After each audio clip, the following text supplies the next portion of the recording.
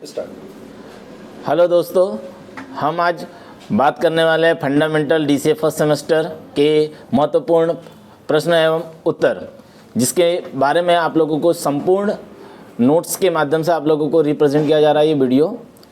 तो हम लोग बात करेंगे अपने फंडामेंटल में, जो हम लोग बात करेंगे फर्स्ट यूनिट, जो यूनिट होती है आप लोगों की। आगे तो मैं आप लोगों को सिलेबस दिखा देता हूँ।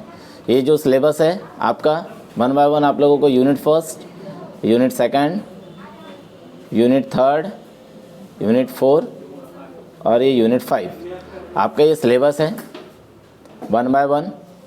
इसके बाद हम लोग बात करेंगे इसके महत्वपूर्ण जो क्वेश्चंस है, इसमें आप लोगों को दिख जाएंगे। यहाँ पर हम लोग इसको, ये जो क्वेश्चंस दिखाई दे रहे हैं आपको, उसके आंसर के साथ आप लोगों को रिप्रेजेंट करेंगे। जैसे दिखाई दे रहा है आपको unit 1, unit 2, unit 3, unit 4,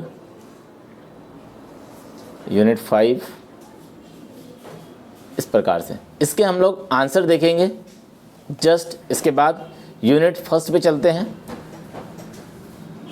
unit first में हम लोग पहला क्वेश्चन है, कंप्यूटर का इतिहास और विकास को समझाइए। तो कंप्यूटर के इतिहास के बारे में जैसे आप लोगों को पता ही है कि जो कंप्यूटर का जब इतिहास था, उसमें हम लोगों को सबसे पहले अबेकस का निर्माण हुआ। जो कंप्यूटर का इतिहास लगभग 3000 वर्ष पुराना है। यह चीन में एक कैलकुलेटर मशीन अबेकस का आविष्कार हुआ था। यह एक मैकेनिकल डिवाइस है जो आज भी चीन, जापान सहित एशिया के अनेक देशों में कैलकुलेशन करने के लिए काम आती है। अबेकस तारों का एक फ्रेम होता है। इन तारों में बीड या आप बोलते हैं जिसको पंखुड़ियाँ, मिट्टी के गोले बने होते हैं। इससे आप लोगों का कैलकुलेशन स्टार्ट किया गया, जिसमें हम लोग जोड़ना, घटाना, गुणा करना आदि काम कर सकते थे। इसके बाद में नेक्स्ट हम लोग इसमें बात करें इसके इतिहास में, तो आता है ब्लेस पास्कल, जिसमें हम लोगों ने इसकी जो शुरुआत हुई थी, ये 17वीं शताब्दी में इसकी शुरुआत हुई थी ब्लेस पास्कल द्वारा। फ्रांस के जो वैज्ञानिक थे उन्होंने इसका आविष्कार किया था सन 1945 में। इस मशीन को एंडिज मशीन के भी नाम से जाना जाता है, क्योंकि यह केवल जोड़ना एवं घटा ही सकता था। मतलब इसमें हम जो कैलकुलेशंस करते थे वो जोड़ा जा सकता था और घटाया जा सकता था। ये एक प्रकार की मशीन घड़ी और ऑटोमीटर के सिद्धांत पर कार्य करती है। इसमें दांते युक्त चक्रियाँ लगी होती है जो घूमती रहती थी, और जो चक्रियाँ होती थी वह 0 से 9 अंकों में प्रिंट करती थी। प्रत्येक में जो चक्री लगी होती थी उसका स्थानीय मान होता था। जैसे ये जो स्थानीय मान होता था इकाई, दाई और सैकड़े में प्रिंटिंग करती थी। साथ ही इसके बाद में जिसे हम लोग बोलते थे ब्लेस पास्कल। बात करते हैं हम लोग जैकार्ड लूम। जैकार्ड लूम जो था उसे सन 1981 में फ्रांस बुनकर जोसेफ जैकार्ड ने कपड़े बुनने वाली मशीन का आविष्कार किया था, जिसे कपड़ों को डिज़ाइन करने एवं पैटर्न को डिज़ाइन करने के लिए तैयार किया गया। इसमें पंच कार्ड का यूज़ किया गया था। नेक्स्ट हम लोग बात करते हैं चार्ल्स बेबेज। चार्ल्स बेबेज जो इसका इतिहास है 19वीं शताब्दी से आरंभ हुआ था। यह एक अंग्रेजी गणितज्ञ चार्ल्स बेबेज एक कैलकुलेशंस मशीन निर्माण किया, जिसमें मैकेनिकल कैलकुलेशन मशीन जिसके कहते हैं, जिसमें हमें सभी प्रकार की एरर रिप्रेजेंट होती थी। साथ ही हम लोग बात करते हैं चार्ल्स बेबेज ने सन 1982 में एक मशीन का निर्माण किया था, जिसका ब्रिटिश सरकार ने वाहन किया था। इस मशीन का नाम डिफरेंस इंजन रखा गया। इस मशीन में गियर सॉफ्ट लगे होते थे। यह भाप से चलती थी। सन 1983 में चार्ल्स बेबेज ने डिफरेंस इंजन का आविष्कार किया, जिसे एनालिटिकल इंजन का आविष्कार हुआ। बेबेज का कंप्यूटर के विकास में बहुत बड़ा योगदान है। बेबेज का एनालिटिकल इंजन आधुनिक कंप्यूटर के आधार पर डेवलप किया गया। हम लोग बात करते हैं इसके बाद नेक्स्ट इतिहास में डॉक्टर हवार्ड एकेन मार्क वन की। सन 1940 में विद्युत यांत्रिकी कंप्यूटर, जिसको बोलते हैं इलेक्ट्रोमैग्नेटिक कंप्यूटर, जिसका आविष्कार हुआ।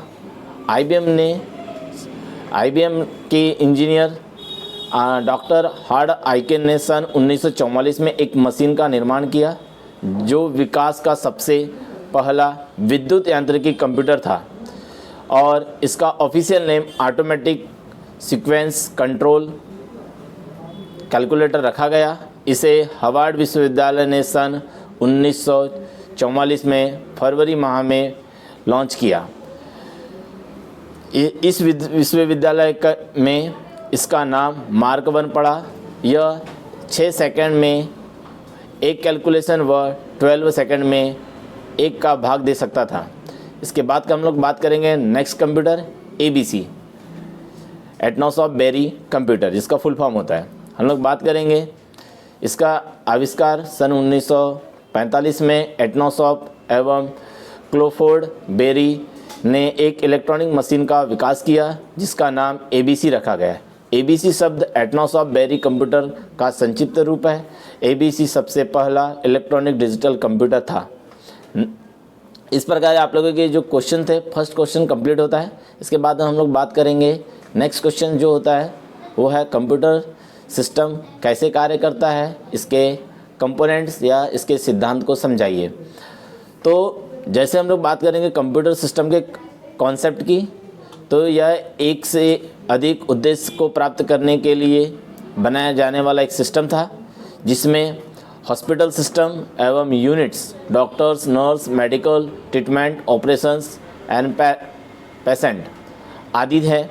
इसी प्रकार कंप्यूटर भी एक सिस्टम की तरह कार्य करता है जिसमें मुख्य कंपोनेंट्स होते हैं।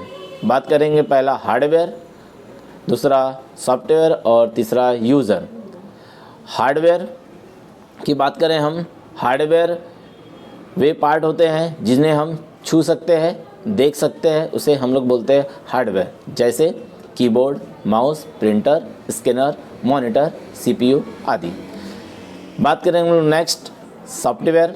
सॉफ्टवेयर वे होते हैं जिसे आप छू नहीं सकते, सिर्फ देख सकते हैं, अर्थात आप महसूस कर सकते हैं, उसे बोलते हैं हम लोग सॉफ्टवेयर, जैसे MS Word, Excel, PowerPoint, Photoshop, PageMaker आदि। बात करेंगे हम लोग यूज़र की। यूज़र वे होते हैं जो कंप्यूटर को ऑपरेट करते या चलाते हैं, उसे यूज़र कहा जाता है। और ऑपरेटर के द्वारा जो रिज़ल्ट प्राप्त होता है वह हमें हार्ड कॉपी के रूप में प्राप्त होता है। बात करेंगे हम लोग नेक्स्ट क्वेश्चन है कंप्यूटर की विशेषता एवं कमियाँ, मतलब जिसको बोलते हैं हम लोग features and characteristics of computer. सबसे पहले हम लोग कंप्यूटर के फीचर्स की बात करेंगे। पहला है स्पीड। स्पीड का मतलब होता है जो हमारा जब कंप्यूटर होता है उसमें एक स्पीड के हिसाब से आप लोगों को कैलकुलेशंस होता है। जैसे बाइक्स होती है, जो गाड़ियाँ होती है, उनकी स्पीड को मेज़र किया जाता है, वैसे कंप्यूटर की जो स्पीड होती है उसको भी मेज़र किया जाता है मेगाहर्ट्ज़ के द्वारा। ठीक, उसमें हम लोग बात करें तो इसकी एक यूनिट्स के माध्यम से हम लोग उसका कैलकुलेशंस करते हैं, जिसे सेकंड, नैनो सेकंड में हम लोगों ने डिवाइड किया गया। नेक्स्ट हम लोग बात करेंगे, नेक्स्ट आप लोगों का जो है फीचर्स, उसके बाद है ऑटोमेशन। ऑटोमेशन का मतलब होता है स्वचालन, मतलब जिसमें क्या होता है जो दैनिक जीवन में कई प्रकार की मशीन है जिसका यूज़ करते हैं। जैसे कंप्यूटर भी एक पूर्णतः स्वचालित या ऑटोमेटिक चलने वाला मशीन है जिसके द्वारा कंप्यूटर पूर्णतः अपने प्रोग्राम को लोड करता है और स्वतः वर्क करता है। बात कर रहे हैं हम लोग नेक्स्ट इसके फीचर्स की, एक्यूरेसी। कंप्यूटर अपना सारा वर्क बिना गलती के करता है। यदि आपको 10 अलग अलग संख्या का कैलकुलेशन करना होता है तो इसमें कई बार गलती हो सकती है, लेकिन कंप्यूटर उस प्रोसेस को पूर्णतः कंप्लीट कर पूर्णतः राइट करके उसे कैलकुलेशन करके डाटा को इनपुट करता है और कैलकुलेशन कंप्लीट करता है। नेक्स्ट हम लोग बात करेंगे उसकी विजिबिलिटी, जिसको बोलते हैं सार्वभौमिकता। कंप्यूटर अपनी सार्वभौमिकता के कारण बहुत ही तेज़ी से सारी दुनिया में बहुत ही प्रमुख वर्क कर रहा है, जिससे कंप्यूटर अपने कार्य को बहुत ही फास्ट और शुद्धता के साथ या सार्वभौमिकता के साथ अपने वर्क को करता है। कंप्यूटर का यूज़ प्रत्येक क्षेत्र में उपयोग होता है, जैसे bank, railway, airport, business, schools education आदि। इसकी बात करेंगे नेक्स्ट विशेषता की, स्टोरेज कैपेसिटी। यह एक कंप्यूटर सिस्टम में डाटा स्टोर करने की क्षमता बहुत अधिक होती है। कंप्यूटर लाखों शब्दों को बहुत कम समय में स्टोर करके रखता है। यह सभी प्रकार के data, pictures, files, programs, games, sound आदि को वर्षों तक स्टोर करके रखता है तथा बाद में हम कभी भी इस इंफॉर्मेशन को प्राप्त कर सकते हैं। नेक्स्ट हम लोग बात करेंगे इसकी विशेषता इंटेलिजेंसी, जिसको बोलते हैं कर्मठता। बात करेंगे आज मानव किसी कार्य को निरंतर कुछ ही घंटों तक करके थक सकता है, लेकिन हमारा जो कंप्यूटर होता है वो कई घंटों तक या लगातार कई दिनों तक, महीनों तक लगातार वर्क करता है। इसलिए कहा जाता है कि जो कंप्यूटर होता है उसमें उसकी जो होती है इंटेलिजेंसी काफ़ी अच्छी होती है। हम लोग बात करेंगे रिलायबिलिटी। कंप्यूटर की मेमोरी अधिक शक्तिशाली होती है। कंप्यूटर से जुड़ी हुई संपूर्ण प्रक्रिया एक विश्वसनीय है जो लाखों वर्षों तक थकता नहीं है तथा स्टोरेज मेमोरी वर्षों के बाद भी एक्यूरेट रहती है। मतलब इसमें आप डाटा पुराना कितने साल का भी हो डाटा, वह आपको एक्यूरेसी के साथ प्रोवाइड होता है। बात करेंगे हम लोग नेक्स्ट विशेषता की, पावर ऑफ रिमेंबर। मतलब इसमें जो कंप्यूटर होता है, कंप्यूटर हमारी जितनी भी सारी जो डाटा होता है स्टोर होती है वो पूरे मेमोरी में स्टोर करता है प्रॉपर तरीके से। चाहे वो कितने भी दिन का हो, कितना भी पुराना डाटा हो, वह आपको पूरी तरह से दिखाई देगा जो कंप्यूटर की मेमोरी के अंदर स्टोर होता है। इसकी बात करेंगे हम लोग लिमिटेशंस की। लिमिटेशंस मतलब होती है कंप्यूटर की सीमाएं हैं, जिसको बोलते हैं कमियां। जिसका सबसे पहले हम लोग बात करेंगे लॉक ऑफ इंटेलिजेंस। कंप्यूटर एक मशीन है जिसका अर्थ यूज़र द्वारा दिए गए इंस्ट्रक्शन को पालन करना होता है। कंप्यूटर किसी भी स्थिति में न तो निर्देश से अधिक और न ही इससे कम कार्य करता है। कंप्यूटर एक बिल्कुल नौकर की तरह कार्य करता है, अर्थात उसे जिस प्रकार का इंस्ट्रक्शन दिया जाता है उसी प्रकार के कार्य करता है। इसी प्रकार से नेक्स्ट हम लोग इसकी विशेषता की बात करेंगे, enable in self protection. Computer चाहे कितना शक्तिशाली क्यों ना हो, परंतु उसका नियंत्रण मानव के पास होता है। कंप्यूटर किसी भी प्रकार से आत्मनिर्भर नहीं होता, अर्थात ये मानव के ऊपर डिपेंड होता है।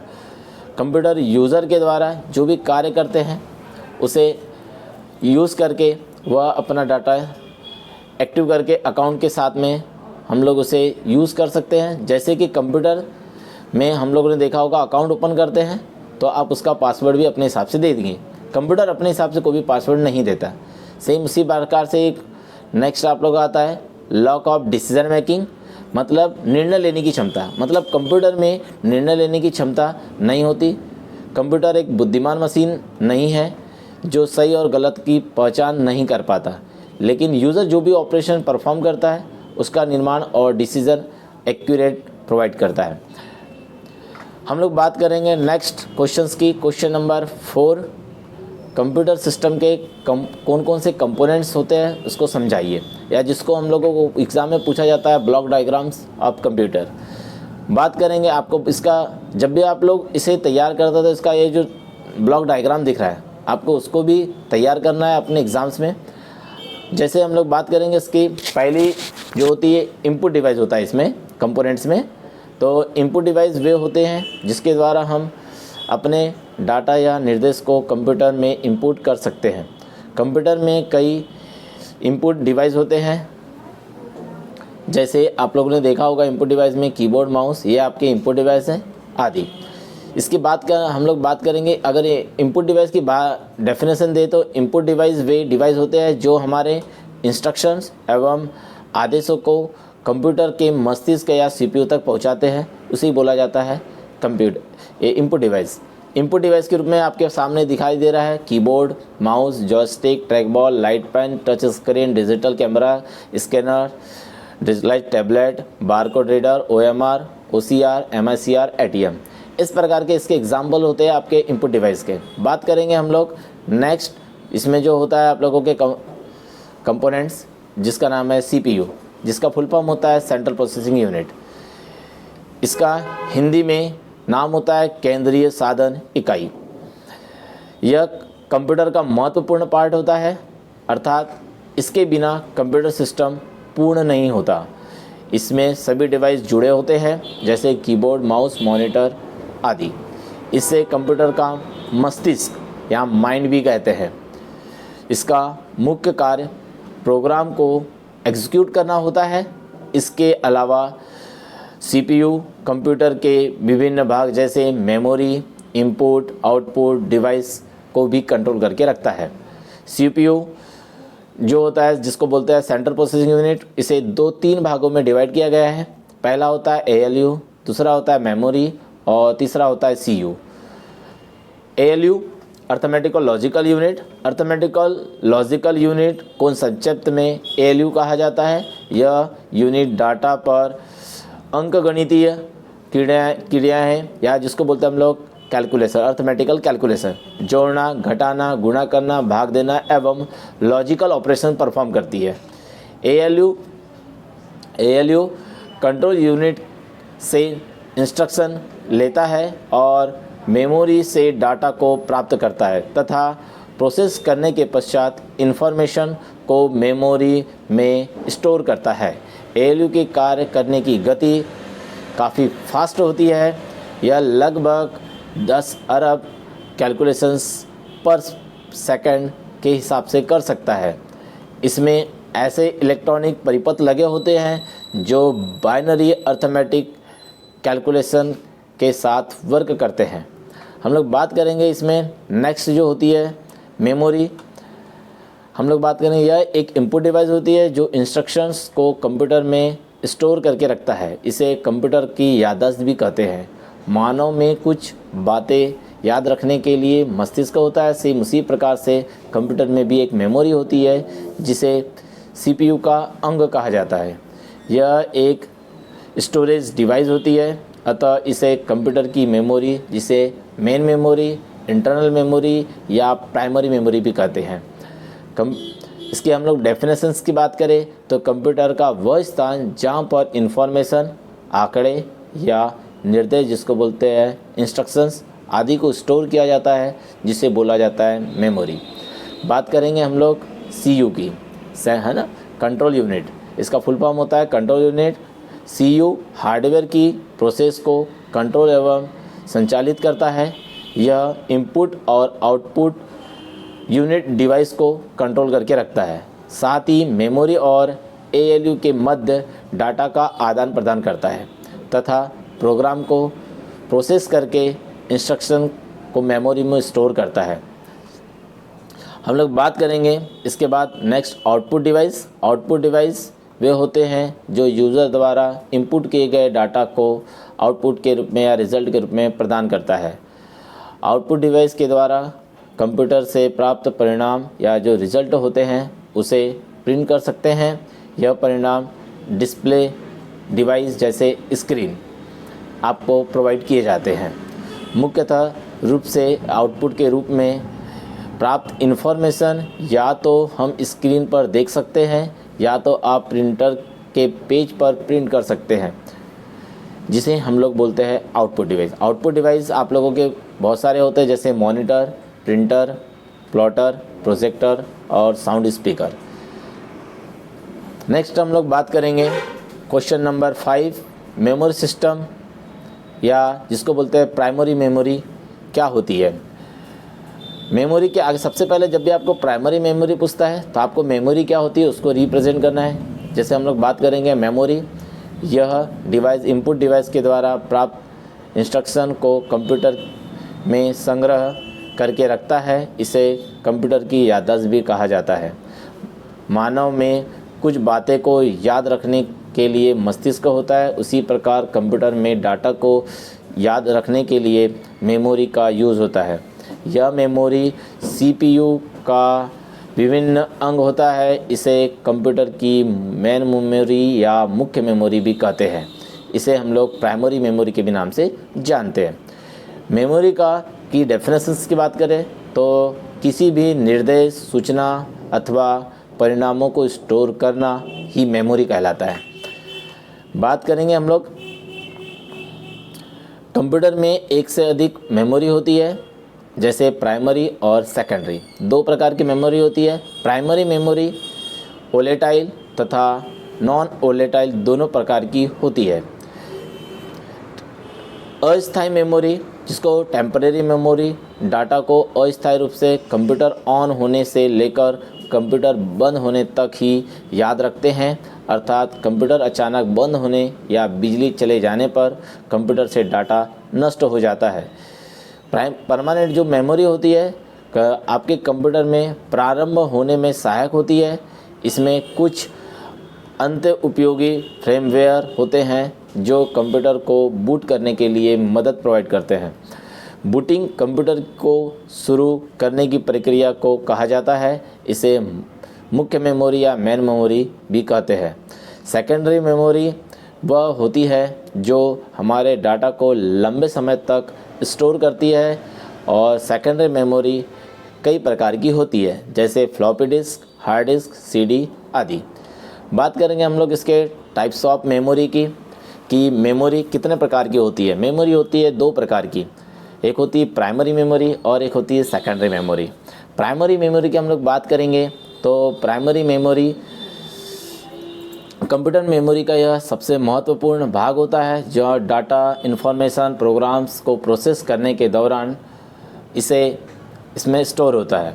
यह मेमोरी स्थित मेमोरी होती है क्योंकि इसमें लिखा हुआ डाटा कंप्यूटर बंद होने या बिजली जाने पर मिट जाता है, प्राइमरी मेमोरी कहलाती है। इसे प्राइमरी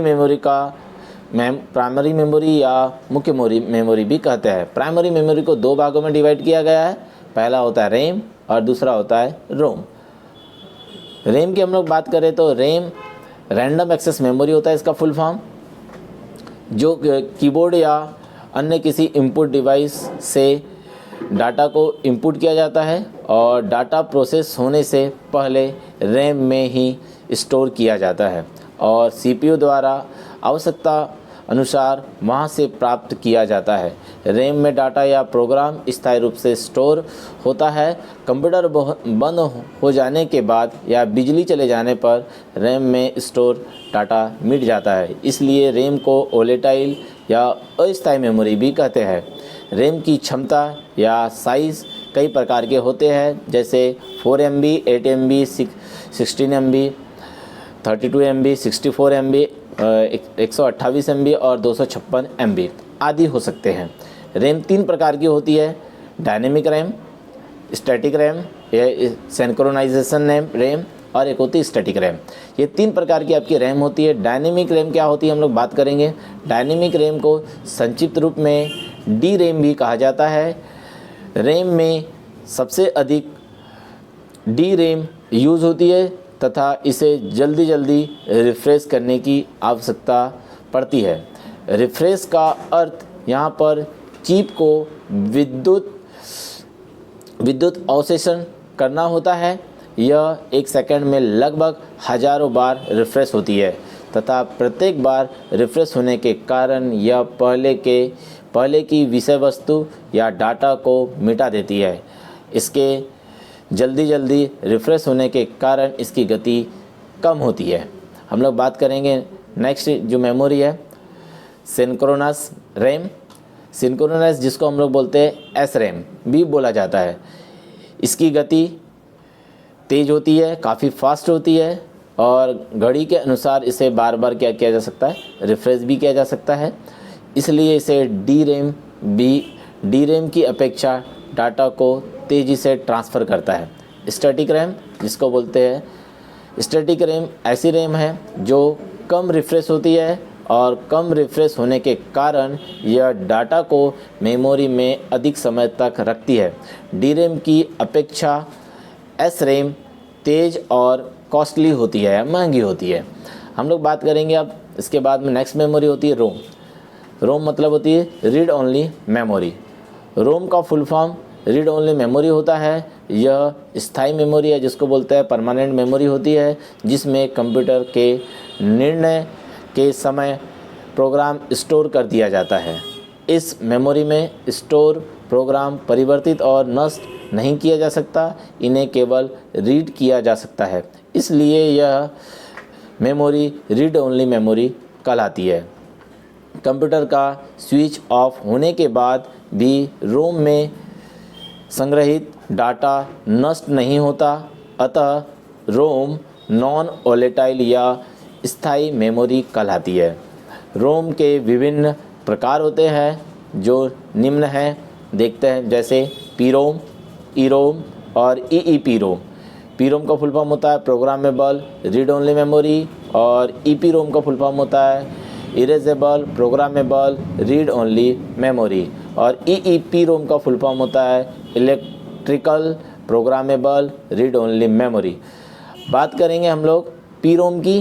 पीरोम का फुल फॉर्म होता है प्रोग्रामेबल रीड ओनली मेमोरी होता है। यह एक ऐसी मेमोरी होती है जिसमें एक बार डाटा स्टोर होने के बाद इन्हें मिटाया नहीं जा सकता और न ही चेंज किया जा सकता है। इसकी बात करें हम लोग ईपीरोम की। ईपीरोम का फुल फॉर्म होता है erasable programmable read only memory होता है। यह एक पीरोम या पीरोम की तरह मेमोरी होती है, लेकिन इसमें स्टोर प्रोग्राम को अल्ट्रावायलेट किरणें के द्वारा इरेज किया जा सकता है और नए प्रोग्राम को स्टोर किया जा सकता है। ईईपीरोम की बात करेंगे।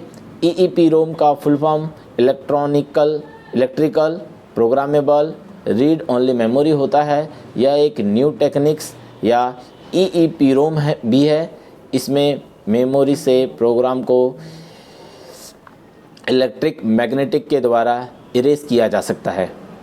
हम लोग बात करेंगे, नेक्स्ट क्वेश्चन आता है इसमें, क्वेश्चन नंबर 6 की बात करेंगे कि जनरेशन ऑफ कंप्यूटर की जनरेशंस। जैसे कंप्यूटर की जो जनरेशंस होती है ये अलग अलग प्रकार की होती है, 5 प्रकार से अलग अलग जनरेशंस होती है। तो कंप्यूटर की जनरेशन की जो पीढ़ियाँ होती है इसके हम लोग बात करेंगे। कंप्यूटर की जो जनरेशन है वह उसे 1986 में प्रथम इलेक्ट्रॉनिक डिवाइस या वैक्यूम ट्यूब का यूज़ करके इसे सबसे पहले यूज़ किया गया। हम लोग बात करेंगे कंप्यूटर की जो जनरेशन होती है उसको मुख्यतः 5 पीढ़ियों में डिवाइड किया गया है।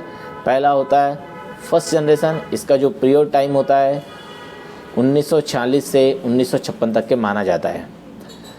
कंप्यूटर की प्रथम पीढ़ी की शुरुआत सन 1946 में एकर्ट और मुचली नामक वैज्ञानिक, जिन्होंने ANIAC, जिसका फुल फॉर्म होता है electronic numerical integrator and computer, नामक कंप्यूटर का निर्माण किया था।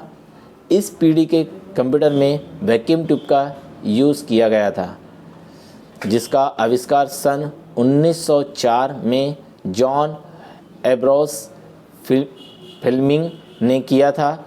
इस पीढ़ी में ENIAC के अलावा और भी कई अन्य कंप्यूटर का निर्माण हुआ, जिसका नाम EDSEC, EDVAC और UNIVAC, यूनिवेक बोलते हैं जिसको, और यूनिवेक 1। इन तरह कंप्यूटर का इसमें आविष्कार हुआ। बात करेंगे कंप्यूटर, प्रथम पीढ़ी के कंप्यूटर का आकार बहुत बड़ा होता था, इसकी स्पीड बहुत ही स्लो होती थी और मेमोरी भी कम होती थी। इस कारण इन कंप्यूटर की मेमोरी को स्टोर करके नहीं रखा जा सकता था। इन कंप्यूटर की कीमत बहुत अधिक होने के कारण ये कंप्यूटर आम जनता तक पहुंचने से दूर रहे थे। हम लोग बात करेंगे इसके लक्षण, मतलब इसके कुछ गुण हैं कि क्या क्या होते थे। तो प्रथम पीढ़ी की जो लक्षण होते हैं, जिसमें हम लोग सबसे पहले बात करेंगे, इसमें वैक्यूम ट्यूब का यूज़ किया गया। यह पंच कार्ड पर आधारित होता था। डाटा को स्टोर करने के लिए मैग्नेटिक ड्रम का यूज़ किया गया। यह बहुत ही नाजुक और कम विश्वसनीय थे। यह बहुत सारे एयर कंडीशनर का यूज़ किया, मतलब इसमें AC का यूज़ किया गया था। मशीन तथा असेंबली लैंग्वेज का यूज़ किया गया था। हम लोग बात करेंगे सेकंड जनरेशन। इसका जो आविष्कार हुआ था, इसका जो पीरियड टाइम था 1956 से 1964 तक माना जाता है। प्रथम कंप्यूटर की प्रथम पीढ़ी के बाद में सन 1956 में कंप्यूटर के सेकंड या द्वितीय जनरेशन का आविष्कार हुआ। इन कंप्यूटर में वैक्यूम ट्यूब के स्थान पर ट्रांजिस्टर का यूज़ किया गया। ट्रांजिस्टर का यूज़ किया गया। विलियम स्कॉटली ने ट्रांजिस्टर का आविष्कार सन 1947 में किया था, जिसका यूज़ द्वितीय पीढ़ी के कंप्यूटर में वैक्यूम ट्यूब के स्थान पर किया जाने लगा। ट्रांजिस्टर का उपयोग कंप्यूटर में वैक्यूम ट्यूब की अपेक्षा अधिक गति एवं विश्वसनीय प्रदान करने के लिए किया गया। अब लोग इसके बात करेंगे इसके लक्षण की। इसमें वैक्यूम ट्यूब के स्थान पर ट्रांजिस्टर का यूज़ किया गया। अपेक्षाकृत फर्स्ट जनरेशन की अपेक्षा इसका साइज छोटा होने लगा। इसकी बात करें अपेक्षाकृत छोटे और ऊर्जा की कम खपत होने लगी, मतलब ऊर्जा कैपेसिटी उसमें कम लगती थी। अधिक फास्ट या बोला जाए उससे तेज़ और विश्वसनीय था। प्रथम पीढ़ी की अपेक्षा कम खर्चीला था, मतलब कम एक्सपेंसिव थे। इसमें कोबोल, फोर्टान जैसी हाई लेवल लैंग्वेज का यूज़ किया गया। संग्रह डिवाइस, प्रिंटर तथा ऑपरेटिंग सिस्टम आदि का भी यूज़ किया गया। नेक्स्ट हम लोग बात करेंगे थर्ड जनरेशन की। तो कंप्यूटर की तृतीय जनरेशन की जो शुरुआत थी वो हुई थी 1964 में। इस पीढ़ी में कंप्यूटर को में आईसी का यूज़ किया गया, जिसका नाम आईसी का फुल फॉर्म होता है इंटीग्रेटेड सर्किट, जिसका आविष्कार हुआ था। इसका आविष्कार जेके किल्बी ने किया था। इस पीढ़ी के कंप्यूटर में ICL 2903, ICL 1900, यूनिवैक 1108 और सिस्टम 1360 प्रमुख थे। मतलब इसके उदाहरण हैं आप लोगों के थर्ड जनरेशन के। बात करेंगे इसके बाद में इसके कुछ लक्षण। इसमें इंटीग्रेटेड सर्किट का यूज़ किया गया। यह प्रथम और द्वितीय पीढ़ी की अपेक्षा आकार और वजन में बहुत कम थे। ये अधिक विश्वसनीय थे। ये पोर्टेबल, आसानी से इसका रखरखाव आसान था। यह हाई लेवल लैंग्वेज के ऊपर डिपेंड होता था। बात करेंगे हम लोग फोर्थ जनरेशन के कंप्यूटर की। तो इसका जो आविष्कार, इसका जो पीरियड टाइम था 1971 से लेकर के 1985 तक माना जाता है। कंप्यूटर की फोर्थ जनरेशन की शुरुआत 1971 से हुई थी। सन 1971 से लेकर के 1985 तक के कंप्यूटर को फोर्थ जनरेशन की कंप्यूटर की लैंग्वेज में श्रेणी में लाया गया। इस श्रेणी में इस जनरेशन में आईसी और अधिक विकसित किया गया, जिससे विशाल एकीकृत सर्किट जिसको बोलते हैं एलआईसी का आविष्कार किया गया। मतलब इसमें एलआईसी का यूज़ किया गया था, जो 30 लाख ट्रांजिस्टर के बराबर कार्य कर सकता था। इसका आविष्कार पूरी सेंट्रल प्रोसेसिंग यूनिट, एक छोटी सी चिप लगी होती थी जिसे माइक्रो प्रोसेसर कहा जाता था। इसका उपयोग होने वाले कंप्यूटर को माइक्रो कंप्यूटर कहा गया। हम लोग बात करेंगे इसमें हम लोग बहुत अलग अलग प्रकार के इसका यूज़ किया गया। इसमें माइक्रो कंप्यूटर के रूप में सबसे पहले अल्टेरिया 800 का यूज़ किया गया, जिसमें मिट्स नामक कंपनी ने बनाया था। इसी कंप्यूटर पर बिल गेट्स जो कि हार्वर्ड विश्वविद्यालय के छात्र थे, जिन्होंने बेसिक भाषा का आविष्कार किया। इस सफलता के प्रयास के बाद गेट्स ने माइक्रोसॉफ्ट कंपनी की स्थापना की, जो दुनिया में सॉफ्टवेयर की सबसे बड़ी कंपनी है। इस कारण बिल गेट्स को दुनिया भर के कंप्यूटर का स्वामी या ऑनर ऑफ कंप्यूटर या फादर ऑनर ऑफ कंप्यूटर कहा जाता है। इसके बात करेंगे हम लोग इसके बाद में चतुर्थ जो फोर्थ जनरेशन की जैसी शुरुआत थी, तो उसके बाद में आपका जो कंप्यूटर का इसे युग भी कहा जाता है। हम लोग बात करें तो इसकी कुछ विशेष लक्षण की, तो इसमें VLSI का यूज़ किया गया था, टेक्निक का यूज़ किया गया था। आकार में यह अद्भुत कमी की गई, मतलब इसे काफ़ी इसमें इस्तेमाल किया गया, छोटा कर दिया गया। साधारण आदमी इसे क्या कर सकता है, खरीद है ना, क्रय एवं मतलब इसे परचेस कर सकते थे। यह अधिक इफ़ेक्टिव, विश्वसनीय और अद्भुत गतिमान, मतलब इसकी जो स्पीड थी काफ़ी फास्ट हो गई, है ना। अधिक मेमोरी का भी यूज़ किया जाने लगा, और इसमें हम लोग नेटवर्क का निर्माण भी किया गया है। इस जनरेशन में हम लोग बात करेंगे फिफ्थ जनरेशन के कंप्यूटर की। तो फिफ्थ जनरेशन जो कंप्यूटर है, इसका जो आविष्कार हुआ था वह 1985 से लेकर के वर्तमान समय तक माना जाता है। अब तक इसकी जो शुरुआती थी 1985 में हुई थी। इसमें इंटेलिजेंस मतलब एआई का यूज़ किया गया, आर्टिफिशियल इंटेलिजेंस का यूज़ किया गया। इसका यूज़ वर्तमान समय में प्रत्येक जगह पर किया जा रहा है, जैसे इंजीनियरिंग, अकाउंटिंग, भवन निर्माण, अंतरिक्ष एवं दूसरे प्रकार से कार्य को संशोधन करने में किया जा रहा है। इसमें सबसे ज़्यादा यूज़ हुई थी अल्ट्रा लार्ज स्केल मतलब ultra large scale integrated circuit का यूज़ किया गया। इसके बाद में VLSIC का भी यूज़ किया गया, very large scale integrated circuit का भी यूज़ किया गया। यह एक प्रकार के पोर्टेबल कंप्यूटर थे। इसका साइज़ काफ़ी छोटा था, ये इसकी जो मेमोरी कैपेसिटी काफ़ी अधिक थी। इसी प्रकार से हम लोग बात करेंगे कंप्यूटर 5th जनरेशन कंप्यूटर के लक्षण की बात करेंगे। तो इसका सबसे पहला जो लक्षण था आपका आता है डिफरेंट साइज़ ऑफ कंप्यूटर, मतलब इसमें जो होते हैं अलग अलग प्रकार के साइज़ के कंप्यूटर का इसमें निर्माण किया गया है, जैसे डेस्कटॉप, लैपटॉप और प्रोमटॉप आदि कंप्यूटर भी इसके अंतर्गत में आते हैं। 5th जनरेशन के उदाहरण होते हैं। इसमें इंटरनेट का भी आविष्कार किया गया और साथ ही मल्टीमीडिया का भी यूज़ किया गया था। साथ ही इसमें न्यू एप्लीकेशंस को क्रिएट करना काफ़ी आसान हो जाता था। साथ में इसका यूज़ ज़्यादातर फिल्म इंडस्ट्री, यातायात कंट्रोल एवं बिजनेस एवं उद्योग आदि या रिसर्च के भी रूप में इसका यूज़ किया गया। चलो हम लोग बात करते हैं इसके बाद में नेक्स्ट क्वेश्चन आता है इसमें कंप्यूटर के प्रकार, टाइप्स ऑफ कंप्यूटर। कंप्यूटर के जो टाइप्स है उसको अलग अलग वर्गीकृत किया गया है, मतलब इसके अलग अलग आधार पर इसको 3 भागों में डिवाइड किया गया है। जैसे आपको दिखाई दे रहा है base of purpose, base of size और बेस ऑफ टाइप। ये अलग अलग आधार पे आप लोगों को बताया गया, जैसे यहाँ पर लिखा हुआ है कार्य के आधार पर, उद्देश्य के आधार पर और बेस ऑन साइज़ मतलब आकार के आधार पर इसे डिवाइड किया गया है। हम लोग बात करेंगे बेस ऑन बोला जाए तो टाइप, उसके बेस ऑन मैकेनिज्म के आधार पर। जैसे इसे एनालॉग, इसको 3 भागों में डिवाइड किया गया है, एनालॉग कंप्यूटर, डिजिटल कंप्यूटर और हाइब्रिड कंप्यूटर।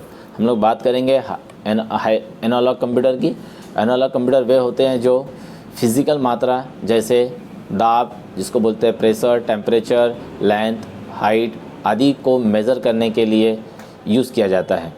ये कंप्यूटर किसी भी राशि का परिणाम की तुलना में के आधार पर होता है, जैसे थर्मामीटर का यूज़ सबसे पहले किया गया एनालॉग कंप्यूटर के रूप में।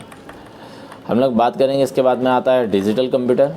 डिजिटल कंप्यूटर का अर्थ अंक होता है, डिजिट का अर्थ होता है अंक, मतलब इसमें डिजिट का यूज़ किया गया है ना, मतलब इसमें जो भी हम लोग कैलकुलेशंस करते थे हाउ मेनी मात्रा के रूप में करते थे, इसके रूप में आप लोगों ने देखा होगा। इसके बाद में हम लोग बात करेंगे हाइब्रिड कंप्यूटर। जो हाइब्रिड कंप्यूटर होता है ये आप लोग जो एनालॉग कंप्यूटर होता है और जो डिजिटल कंप्यूटर होता है उससे मिलकर के बना होता है आपका हाइब्रिड कंप्यूटर। ठीक, इसका यूज़ ज़्यादातर पेट्रोल पंप में जो लगी हुई मशीन होती है उसमें यूज़ किया जाता है हाइब्रिड कंप्यूटर का। बात करेंगे बेस ऑन पर्पस, उद्देश्य के आधार पर इसे 2 भागों में डिवाइड किया गया है, एक होता है स्पेशल पर्पस और एक होता है जनरल पर्पस। स्पेशल पर्पस के कंप्यूटर ऐसे होते हैं, वे होते हैं जिन्हें किसी विशेष कार्य के लिए तैयार किया जाता है। इसके CPU की क्षमता काफ़ी अधिक होती है और इसका यूज़ अंतरिक्ष विज्ञान, मौसम विज्ञान, उपग्रह संचालित मतलब सैटेलाइट छोड़ते समय भी किया जाता है। रिसर्च सेंटर में भी हम लोग इसका यूज़ करते हैं। यातायात कंट्रोल और कृषि विज्ञान एवं चिकित्सा के भी क्षेत्र में इसका यूज़ किया जाता है। बात करेंगे जनरल पर्पस। जनरल पर्पस के कंप्यूटर वे होते हैं जिनका यूज़ सामान्य उद्देश्य की पूर्ति करने के लिए किया जाता है। इन कंप्यूटर में अनेक प्रकार के कार्य करने की क्षमता होती है। इसमें उपस्थित CPU की क्षमता और कीमत कम होती है। इन कंप्यूटर्स का उपयोग सामान्यतः कार्य हेतु जैसे लेटर तैयार करना, डॉक्यूमेंट तैयार करना एवं डॉक्यूमेंट को प्रिंट करना अधिक होता है। इसके बाद में हम लोग बात करेंगे बेस ऑन साइज़ के आधार पर, मतलब इसके आकार के आधार पर कि इसके कंप्यूटर को निम्न कैटेगरी में डिवाइड किया गया है अकॉर्डिंग टू साइज़। जैसे बात करेंगे हम लोग सुपर कंप्यूटर, यह सबसे अधिक फास्ट या यूज़ होने वाला कंप्यूटर होता है। इसकी स्पीड काफ़ी अधिक होती है, काफ़ी महंगा होता है और काफ़ी एक्सपेंसिव भी होते हैं। इसमें एक से अधिक माइक्रो प्रोसेसर लगे होते हैं, CPU लगाए होते हैं जिसमें एक से अधिक व्यक्ति एक साथ वर्क कर सकते हैं। ये कंप्यूटर काफ़ी महंगे होते हैं और आकार में बहुत बड़े होते हैं। इसके बाद बात करेंगे हम लोग मिनी कंप्यूटर की। माइक्रो कंप्यूटर से कुछ अधिक गति व मेमोरी वाले कंप्यूटर को मिनी कंप्यूटर कहते हैं। इसमें एक से अधिक सीपीयू हो सकते हैं या माइक्रो कंप्यूटर से महंगे होते हैं। मिनी कंप्यूटर का उपयोग यातायात को यात्रियों के लिए आरक्षण प्रणाली का संचालन और बैंकिंग के कार्यों में किया जाता है। मेनफ्रेम कंप्यूटर मिनी कंप्यूटर से कुछ अधिक गति और क्षमता वाले कंप्यूटर होते हैं। ये कंप्यूटर आकार में बहुत बड़े होते हैं। इनमें अत्यधिक मात्रा में डाटा पर तीव्रता से प्रोसेस करने की क्षमता होती है, इसलिए इसका उपयोग बड़ी company, bank department, railway department एवं गवर्नमेंट डिपार्टमेंट इसका यूज़ करता है। इसके बाद करेंगे माइक्रो कंप्यूटर। इस कंप्यूटर को माइक्रो कंप्यूटर दो कारणों से कहा जाता है। पहला, इस कंप्यूटर में माइक्रो प्रोसेसर लगा होता है। दूसरा यह कंप्यूटर दूसरे कंप्यूटर की अपेक्षा आकार में छोटा होता है। माइक्रो कंप्यूटर आकार में इतना छोटा होता है कि इसको एक स्टडी टेबल या बेंच पे रखा जा सकता है। यह कंप्यूटर सामान्यतः सभी प्रकार के कार्य कर सकता है। इसकी कार्यप्रणाली तो लगभग बड़े कंप्यूटर्स के समान होती है, परंतु इसका आकार उनकी तुलना में बहुत छोटा होता है। इस कंप्यूटर पर सामान्यतः एक ही व्यक्ति वर्क कर सकते हैं। इसके अंतर्गत हम लोग बात करेंगे डेस्कटॉप कंप्यूटर, जो माइक्रो अपना कंप्यूटर के अंतर्गत आता है ना। इसका उदाहरण होता है डेस्कटॉप कंप्यूटर और laptop computer.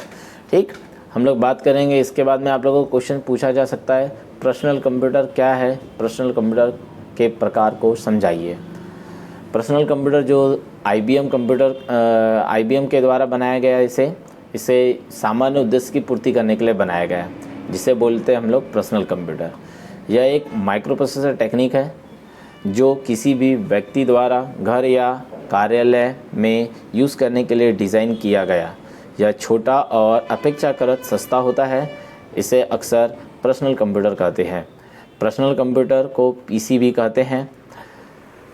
Micro computer, desktop computer, laptop computer और टैबलेट कंप्यूटर ये इसके उदाहरण हैं। पर्सनल कंप्यूटर में एक CPT मतलब सेंट्रल प्रोसेसिंग यूनिट होती है, जिसमें एक IC या इंटीग्रेटेड सर्किट लगी होती है, जिसमें लॉजिकल और कंट्रोल सर्किट भी शामिल होती है।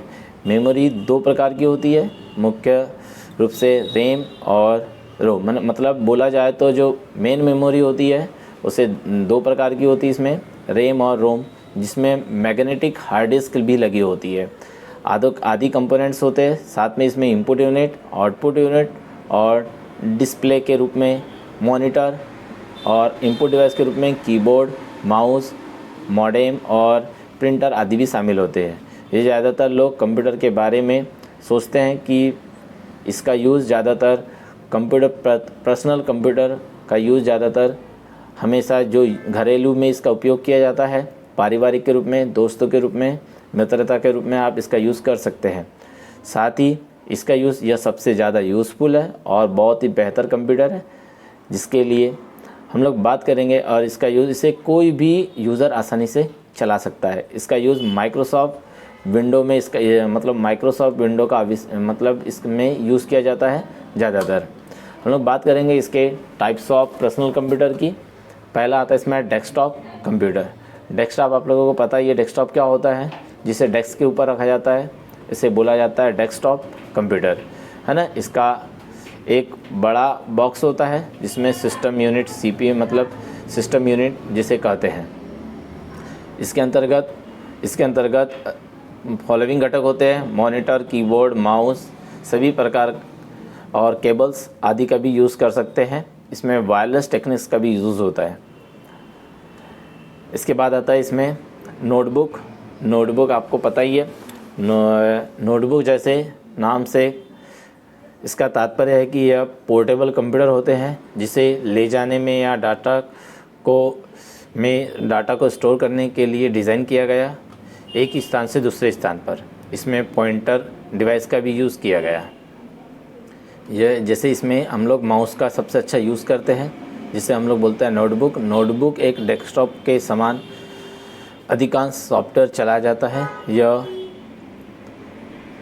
या कुछ इसे हम लोग लैपटॉप की तरह भी यूज़ कर सकते हैं। आपको दिखाई दे रहा है जैसे इसमें एक पावरफुल मेमोरी होती है इसमें, और ये अधिक शक्तिशाली इसमें प्रोसेसर नहीं होता है ना। इसमें जो प्रोसेसर होता है थोड़ा सा कम होता है, पावरफुल नहीं होता नोटबुक में। बात करेंगे हम लोग टैबलेट एक पोर्टेबल कंप्यूटर होता है जिसमें एक टच स्क्रीन होती है, जो एक छोटे कंप्यूटर के साथ पोर्टेबल साइज़ में प्लास्टिक फ्रेम में लगा होता है। इसमें कई कीबोर्ड पॉइंटिंग डिवाइस नहीं होते। सॉफ्टवेयर आधारित इसे कीबोर्ड की ज़रूरत पड़ने पर इसे ऑन ऑफ किया जा सकता है। इसमें उंगली से चलाया जा सकता है, और ये टैबलेट बेहद पोर्टेबल और सुविधाजनक होते हैं। इसे जेब में भी रखा जा सकता है और हाथ में भी रख सकते हैं। स्मार्टफोन आपने देखा होगा जिसको बोलते हैं मोबाइल फ़ोन, है ना। इसमें एक एप्लीकेशंस होता है, एंड्रॉयड एप्लीकेशंस होता है जिसमें GPRS सिस्टम होते हैं, है ना, जिसमें मैपिंग प्रोग्राम्स होते हैं, जिसमें एंड्रॉयड प्रोग्राम का भी यूज़ किया जाता है। यह कम लागत में और ये कम साइज़, इसका जो साइज़ होता है काफ़ी कम होता है। इसे प्रत्येक यूज़र जेब में रख सकता है, जिसका साइज़ बोला जाए तो बहुत ही छोटा होता है। और पर्सनल इसका सबसे ज़्यादातर यूज़ किया जाता है।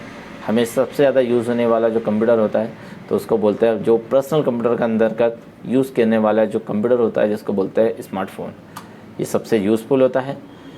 इसके बात करेंगे हम लोग, नेक्स्ट क्वेश्चन आ सकते हैं पर्सनल कंप्यूटर का इतिहास। पर्सनल कंप्यूटर का इतिहास 1981 की महत्वपूर्ण घटना जिसे IBM PC के द्वारा इसकी शुरुआत की गई थी 12 अगस्त को। इस कंप्यूटर में 8 बिट या इंटेल के 8088 सीरीज़ या 16 बिट CPU का यूज़ किया गया, जिसमें 5 विस्तार स्टार्ट थे।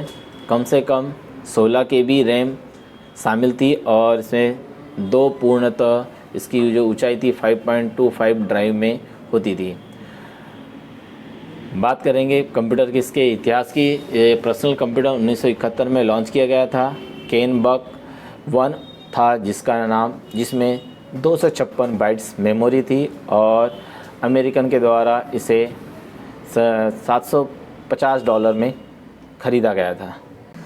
चलिए दोस्तों, हम लोग आज अभी तक क्या आप लोगों को फर्स्ट यूनिट में हम लोगों ने बताया आप लोगों को। हम लोग सीधे चलते हैं सेकंड यूनिट पर।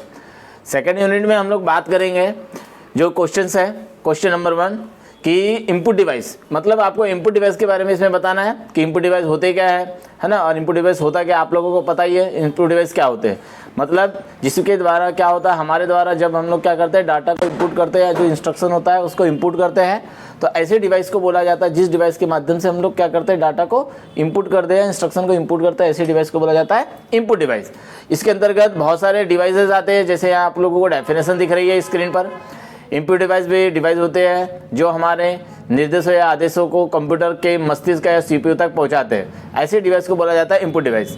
अब बात आती है इनके इनपुट डिवाइस जो होते हैं वो बहुत सारे होते हैं, आप लोगों को सामने दिखाई दे रहा है। जैसे इनपुट डिवाइस कई प्रकार के होते हैं, जैसे keyboard, mouse, joystick, track ball, light pen, touch screen, digital camera, scanner, digitalize tablet, barcode reader, OMR, OCR और IMCR और ATM। ये हमारे सब इनपुट डिवाइस के उदाहरण या नाम है। हम लोग बात करेंगे, अब सबसे पहले इनपुट डिवाइस की बात करेंगे कीबोर्ड। तो आप लोगों को कीबोर्ड की बात करें तो कीबोर्ड जो होता है एक प्रकार का बोला जाए तो इनपुट डिवाइस है ना। इसको हम लोग पेरिफेरल डिवाइस भी बोला जाता है। और जो कीबोर्ड होता है उसमें एक कीज़ होती है, और एक कीबोर्ड जैसे नॉर्मल जो कीबोर्ड होता है आपको उसमें 108 कीज़ होती है। इसमें अलग अलग अक्षर होते हैं, मतलब अल्फ़ाबेट्स होते हैं, नंबर्स होते हैं, सिम्बॉल्स होते हैं, और फंक्शंस की होती है, और एरो की भी होती है। ठीक, आप लोगों की इतने सारी चीज़ होती है। आपको इसका डायग्राम भी एग्जाम्स में बनाना है। ये आप लोगों को जो डायग्राम नॉर्मल आप इतने हिसाब से बना सकते हैं, कीबोर्ड का डायग्राम भी आपको बताना है। साथ ही हम लोग इसमें जो मैंने जो आप लोगों को बताया, जो कीज़ होती है आप लोगों की अलग अलग 6 भागों में बांटा गया। एक होती है अल्फ़ा न्यूमेरिकल की, एक होती है न्यूमेरिकल पैड की पैड, एक होता है फंक्शन की, एक होता है स्पेशल पर्पस की, एक होता है मॉडिफायर की, और एक होता है कर्सर की। सेम अल्फ़ाबेटिकल जो की होती है जिनमें क्या होते हैं अल्फ़ाबेट्स का यूज़ होता है ना, ये जो सेंटर वाली जो की होती है उसको बोलते हैं अल्फ़ाबेटिकल की। जैसे आप लोगों के अल्फ़ाबेट जैसे A से Z तक के होते हैं अल्फ़ाबेट्स, और कुछ सिम्बॉल्स होते हैं 0 से लेकर के 9 के बीच में। ऐसे कीज़ को बोला जाता है अल्फ़ाबेटिकल कीज़। बात करेंगे न्यूमेरिकल कीपैड की। न्यूमेरिकल की में जो होते हैं 17 कीज़ होती है, जैसे 0 से 9, और कुछ मैथमेटिकल ऑपरेटर्स होते हैं, और एंटर की भी होती है। इसके बाद में हम लोग बात करेंगे जो है फंक्शन की।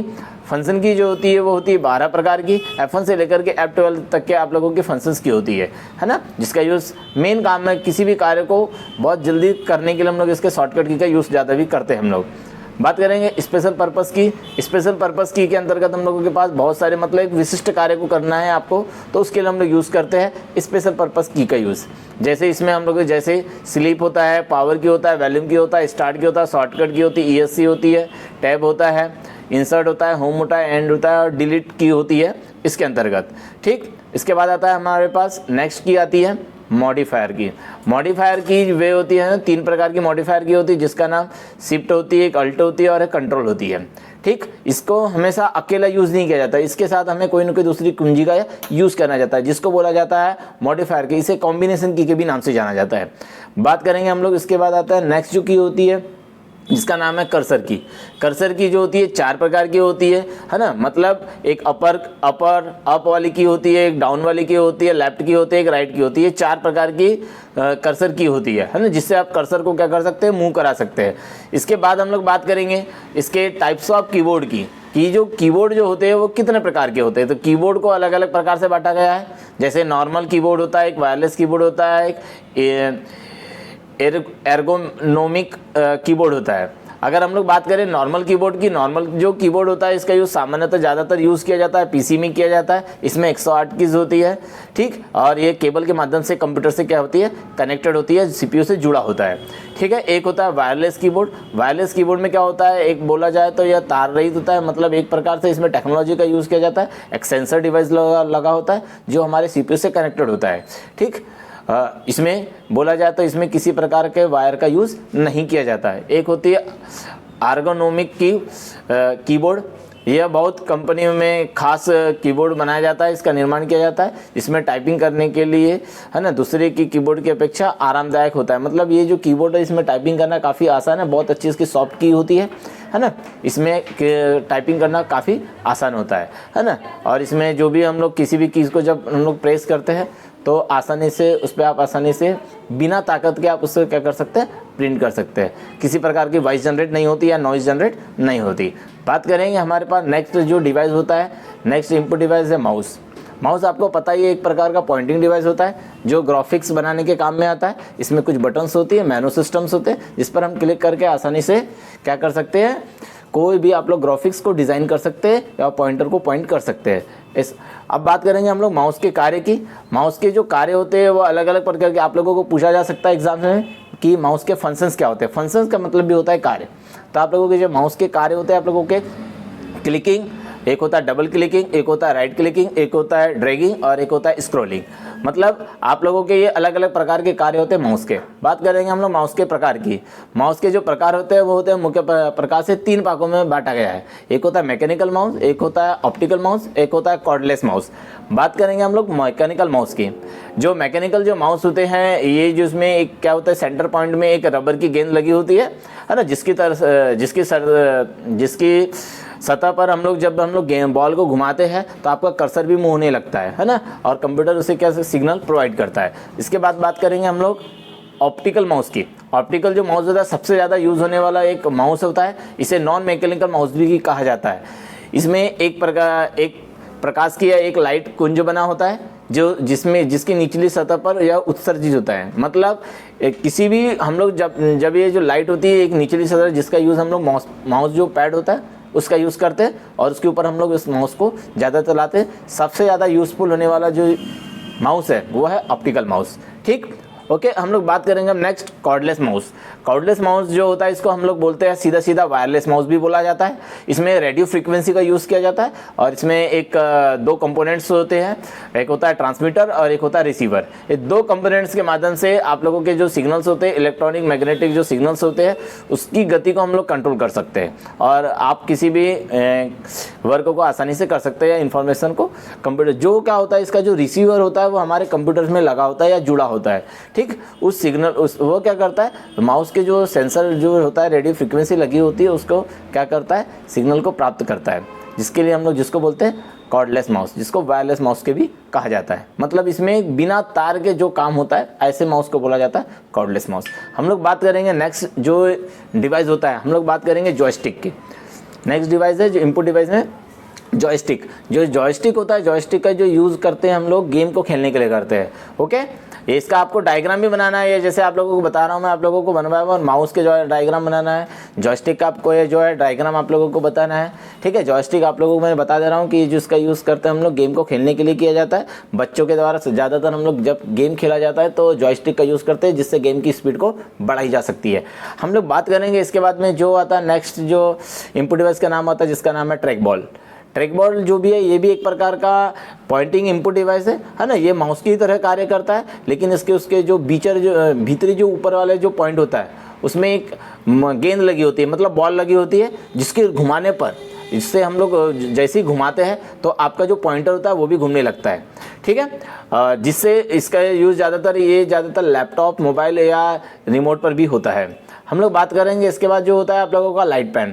लाइट पेन जो होता है हम लोग इसने आप लोगों ने देखा होगा, जब टच स्क्रीन, बहुत सारी जो डिवाइसेस होती है, एक ऐसी स्क्रीन होती है जो ग्राफिक्स को बनाने में यूज़ किया जाता है ना। मतलब एक प्रकार से किसी प्रकार के ग्राफिक्स या चित्र जब बनाते हैं हम लोग, तो उसके लिए हम लोग ज़्यादातर यूज़ करते हैं लाइट पेन का। ये भी एक प्रकार के सेंसिटिव होती है, बहुत सेंसिटिव होती है, जिसके द्वारा आप किसी भी ऑब्जेक्ट को क्या कर सकते हैं, सिलेक्ट कर सकते हैं, जिसको बोला जाता है हम लोग लाइट पेन। ओके, इसके बाद हम लोग बात करेंगे नेक्स्ट होता है टच स्क्रीन।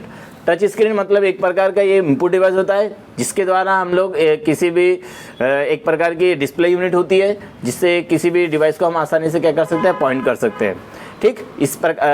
इसका जो यूज़ होता है आजकल रेलवे स्टेशन में यूज़ किया जाता है, इसका एयरपोर्ट में यूज़ किया जाता है, हॉस्पिटल में यूज़ करते हैं, शॉपिंग मॉल में यूज़ करते हैं, ATM में आपने देखा होगा, आदि जगह पर हम लोग टच स्क्रीन डिवाइसेस का यूज़ करते हैं।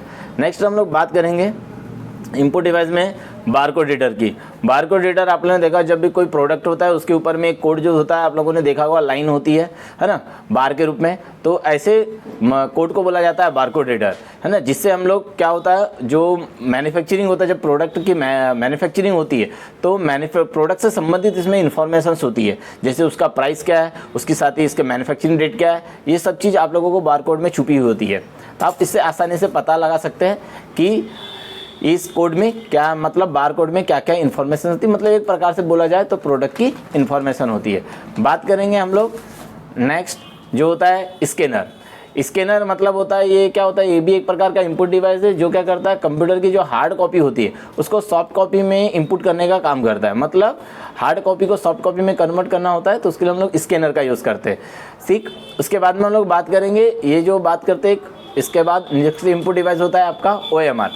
OMR जो सीट होती है आप लोगों ने देखा होगा, इसका यूज़ ज़्यादातर आप लोगों ने जो कंपटीशन एग्जाम्स होती है इसमें OMR सीट में उसका यूज़ करते हैं, जिसका फुल फॉर्म होता है ऑप्टिकल मार्क रीडर, ठीक है। इसमें क्या होता है, कागज़ और जो पेंसिल का यूज़ करते हैं, और इसमें जो पेन होती है, पेन जो ब्लैक पेन का इसमें ज़्यादातर यूज़ करते हैं, जो उसकी उपस्थिति और अनुपस्थिति को रिप्रेजेंट करता है। यदि आपने किसको ब्लैक किया है, किसी गोले को ब्लैक किया है, उसका मतलब है वो प्रेजेंट है, मतलब उपस्थिति, और जिसको छोड़ दिया मतलब वो अनुपस्थिति है। इस प्रकार से OMR सीट का हम लोग ब्लैक पेन के सहायता से काला करते हैं, और इसका जो ज़्यादातर कॉम्पिटिशन एग्जाम्स में किया जाता है, परीक्षा एग्जाम्स में। इसके लिए हम लोग एक प्रकार की जो OMR जो सीट होती है उसकी हम लोग जो चेकिंग करते हैं, मतलब उसकी टेस्टिंग होती है कि किस बच्चों ने उत्तर पुस्तिका की जांच करने के लिए हम लोग यूज़ करते हैं OMR का, ठीक। हम लोग बात करेंगे उसके बाद होता है OCR। OCR का फुल फॉर्म होता है ऑप्टिकल कैरेक्टर रिकॉग्नाइजेशन।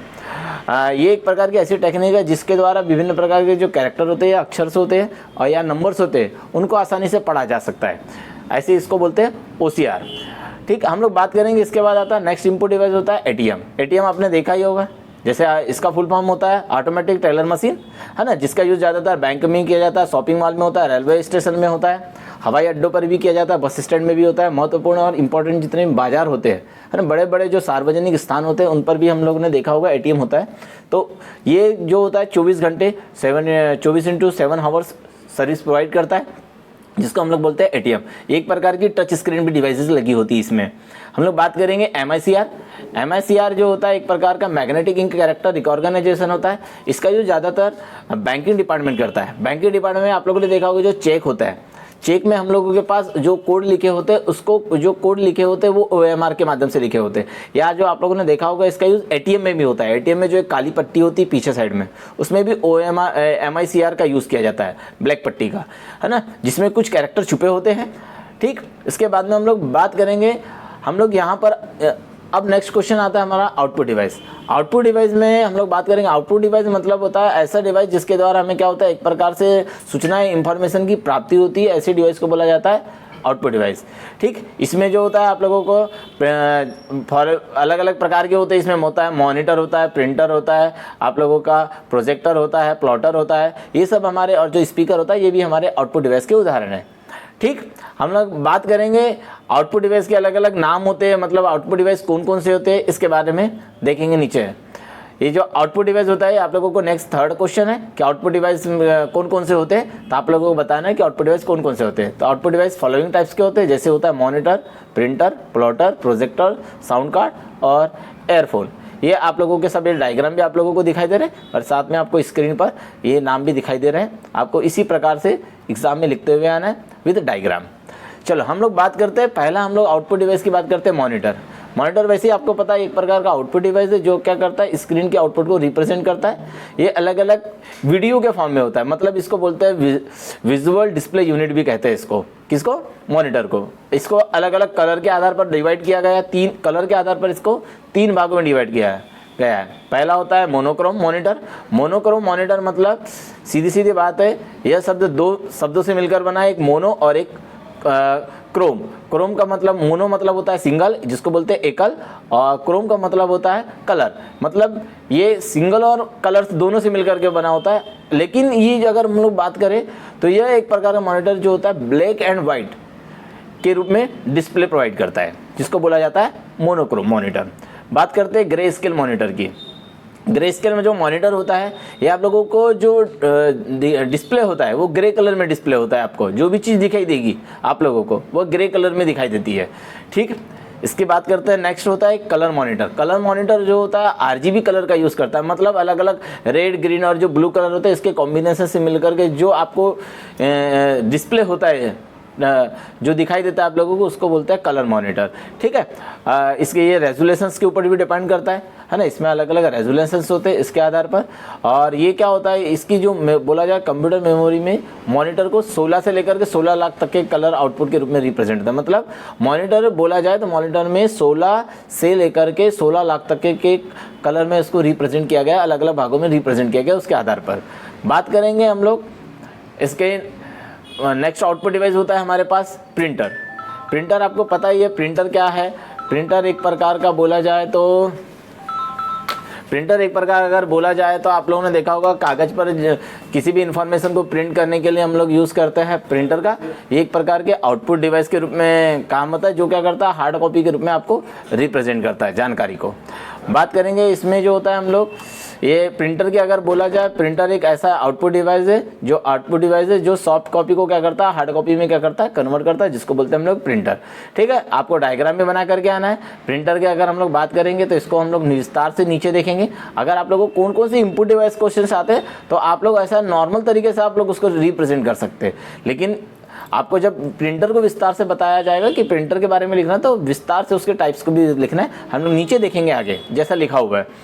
इसके बाद में इनपुट डिवाइस का नाम आता है, नेक्स्ट होता है प्लॉटर। प्लॉटर आप लोगों को देखा है आपने कि ये भी एक प्रकार के, जब हम लोग बड़े बड़े प्रोजेक्टर जो बैनर्स जब प्रिंट होते हैं तो उसके लिए हम लोग यूज़ करते हैं प्लॉटर का, है ना। और ज़्यादातर हम लोग इसका यूज़ जो ड्राइंग होती है या चार्ट होता है या जो ग्राफ्स होता है उसको प्रिंट करने के लिए किया जाता है। प्लॉटर का अगर हम बात करें तो इसकी अगर इसके डेफिनेशन की बात करें तो प्लॉटर एक आउटपुट डिवाइस है जो क्या करता है, चार्ट, ग्राफिक्स या ड्राइंग या जो मैप होता है आदि को हार्ड कॉपी में प्रिंट करने का वर्क करता है।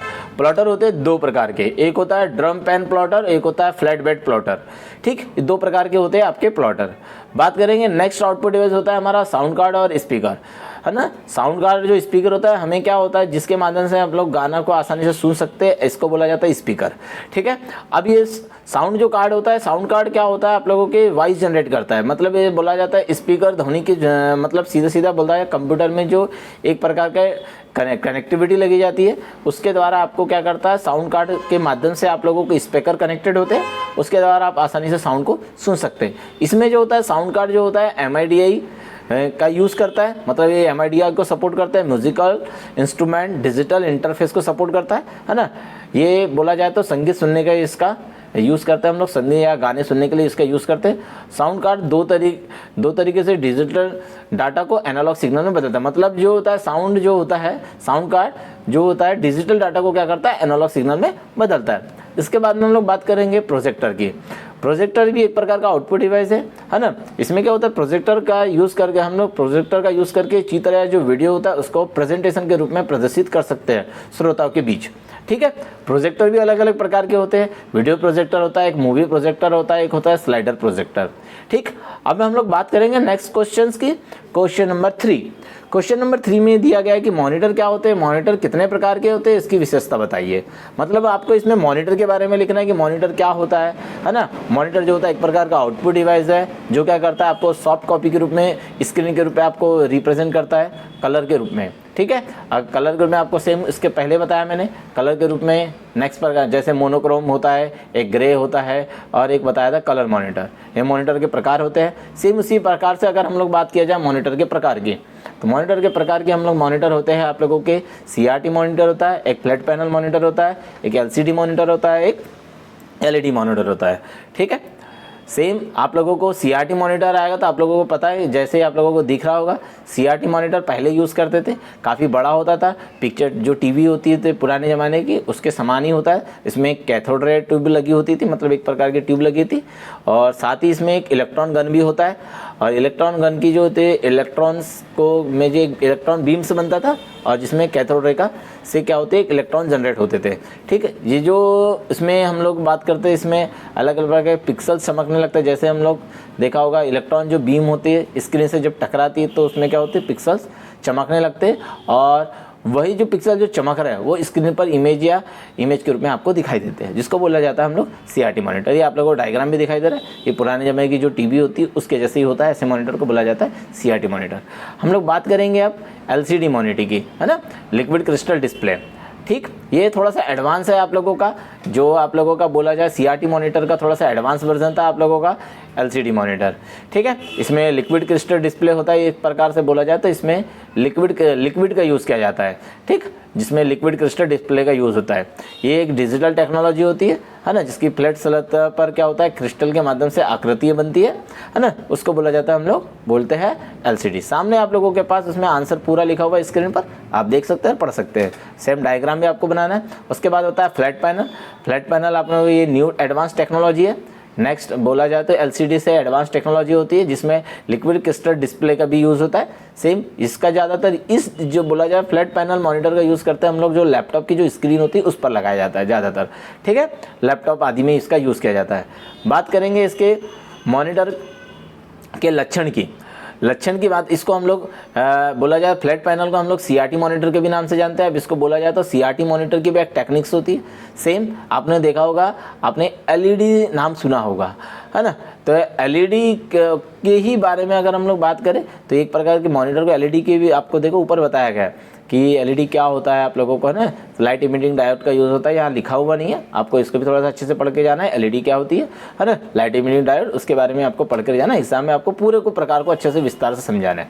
ओके, हम लोग बात करेंगे इसके बोला जाए तो इसकी हम लोग बात करेंगे मॉनिटर के लक्षण, मतलब इसकी सीधी सीधी बात करेंगे विशेषता। विशेषता का मतलब होता है कैरेक्टरिस्टिक्स। ओके, विशेषता और लक्षण आपको इसकी विशेषता बतानी है ना। तो सबसे पहले जो विशेषता होती है वो होता है रेजोल्यूशंस।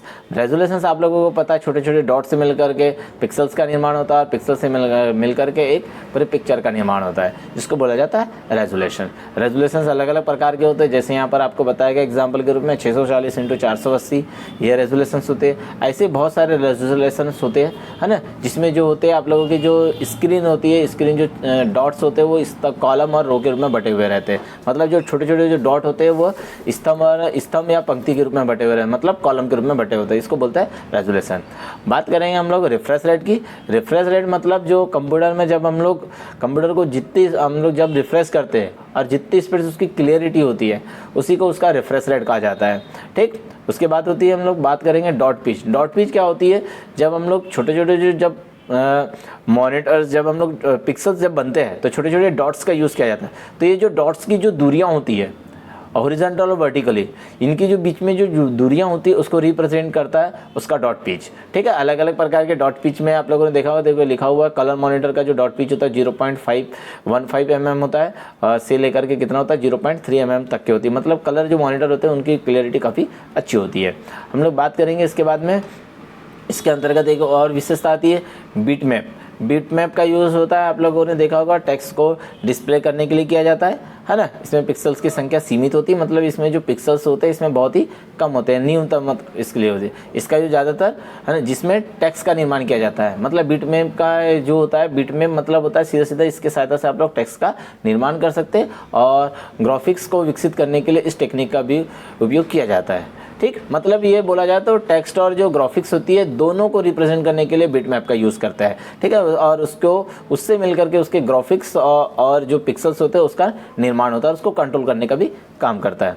हम लोग बात करेंगे मॉनिटर को स्टैंडर्ड के आधार पर। अगर आपको पूछा गया कि एग्जाम में कि मॉनिटर को स्टैंडर्ड के आधार पर कितने भागों में बांटा गया है, तो स्टैंडर्ड के आधार पर अलग अलग प्रकार से बांटा गया है। जैसे यहाँ दिख रहा है आप लोगों को colour graphics adapter, enhance graphics adapter, है ना, वीडियो ग्राफिक्स एडाप्टर, इसको VGA बोलते हैं, इसको बोलते हैं EGA, एक्सटेंड ग्राफिक्स एरे, और इसको बोलते हैं SVGA, मतलब सुपर वीडियो ग्राफिक्स एरे। इसको अलग अलग भागों में डिवाइड किया गया है, ये देख रहे होंगे आप लोगों को। आप इसको इस प्रकार से इसको पूरा विस्तार से बताना है। कलर ग्राफिक्स एडाप्टर क्या होता है, इसका आविष्कार कब हुआ, क्या नहीं हुआ, ये आप लोगों को देखो दिख रहा है आप लोगों को स्क्रीन पर। ओके, आपको सेम इस प्रकार से आपको लिखना है। ठीक, इनहेंस ग्राफिक्स एडाप्टर क्या होता है, किसका आविष्कार कब हुआ, ये आप लोगों को इसके बारे में लिखना है। साथ में कौन कौन से किससे मिलकर के बने होते हैं, इसका यूज़ कहाँ होता है, ये भी आप लोगों को लिखाया गया है। ठीक, हम लोग बात करें इसके बाद फिर VGA होता है। VGA का आविष्कार कब किया गया, किस इसका रेजोल्यूशंस क्या होता है, इसमें किसका यूज़ किया जाता है, कलर कितने होते हैं, इसको भी आपको लिखना है एग्जाम्स में। ठीक, मतलब फिर इसके बाद है एक्सटेंड ग्राफिक्स एरे। इसमें भी आप लोगों को कौन कौन से कितने कलर का यूज़ किया जाता है, इसमें रेजोल्यूशंस क्या होते हैं, है ना। तो आप लोगों को इसको विस्तार से आप लोगों को लिखते चलना है, आप लोगों को स्क्रीन के ऊपर दिखाई दे रहा है। सेम होता है सुपर वीडियो ग्राफिक्स, इसके भी आप लोगों को इसमें कितने कलर का यूज़ होता है, इसका पिक्सल्स कौन कौन है, मतलब इसका रेजोल्यूशंस क्या होता है, आप लोगों को इस प्रकार से पूरा इसमें लिखना है विस्तार से। हम लोग नेक्स्ट क्वेश्चन की बात करेंगे, क्वेश्चन नंबर 5, प्रिंटर। प्रिंटर क्या है, प्रिंटर के प्रकार और इसको विस्तार से समझाइए। मतलब आपको मैंने बताया, प्रिंटर बताया था आप लोगों को ऊपर। प्रिंटर एक आउटपुट डिवाइस है ना, जो क्या करता है हार्ड कॉपी को सॉफ्ट कॉपी में क्या करता है, कन्वर्ट करता है, जिसको बोलते हैं हम लोग प्रिंटर।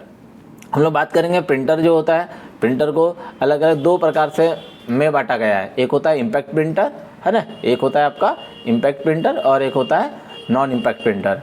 ठीक है, अब ये टाइप्स ऑफ प्रिंटर की बात करेंगे तो इम्पैक्ट प्रिंटर वे होते हैं जिसमें किसी प्रकार के क्या होता है, शोर शराबा होता है, मतलब ज़्यादातर नॉइज जनरेट होती है बात किया जाए तो ऐसे प्रिंटर को बोलता है इम्पैक्ट प्रिंटर। इसमें क्या होता है, हम्बर और प्रिंटिंग हेड का यूज़ किया जाता है। किसका यूज़ किया जाता है, हम्बर और प्रिंटिंग हेड, जिसमें क्या होते हैं कागज़ और जो रिबन होता है वो आपस में एक दूसरे से क्या होता है, टकराता है या इम्पैक्ट करता है। ऐसे प्रिंटर को बोला जाता है इम्पैक्ट प्रिंटर। ओके, इसके अंतर्गत बहुत सारे प्रिंटर्स आते हैं, जैसे डॉट मैट्रिक्स प्रिंटर होता है, डेसिबल प्रिंटर होता है, लाइन प्रिंटर होता है, चैन प्रिंटर होता है और ड्रम प्रिंटर होता है।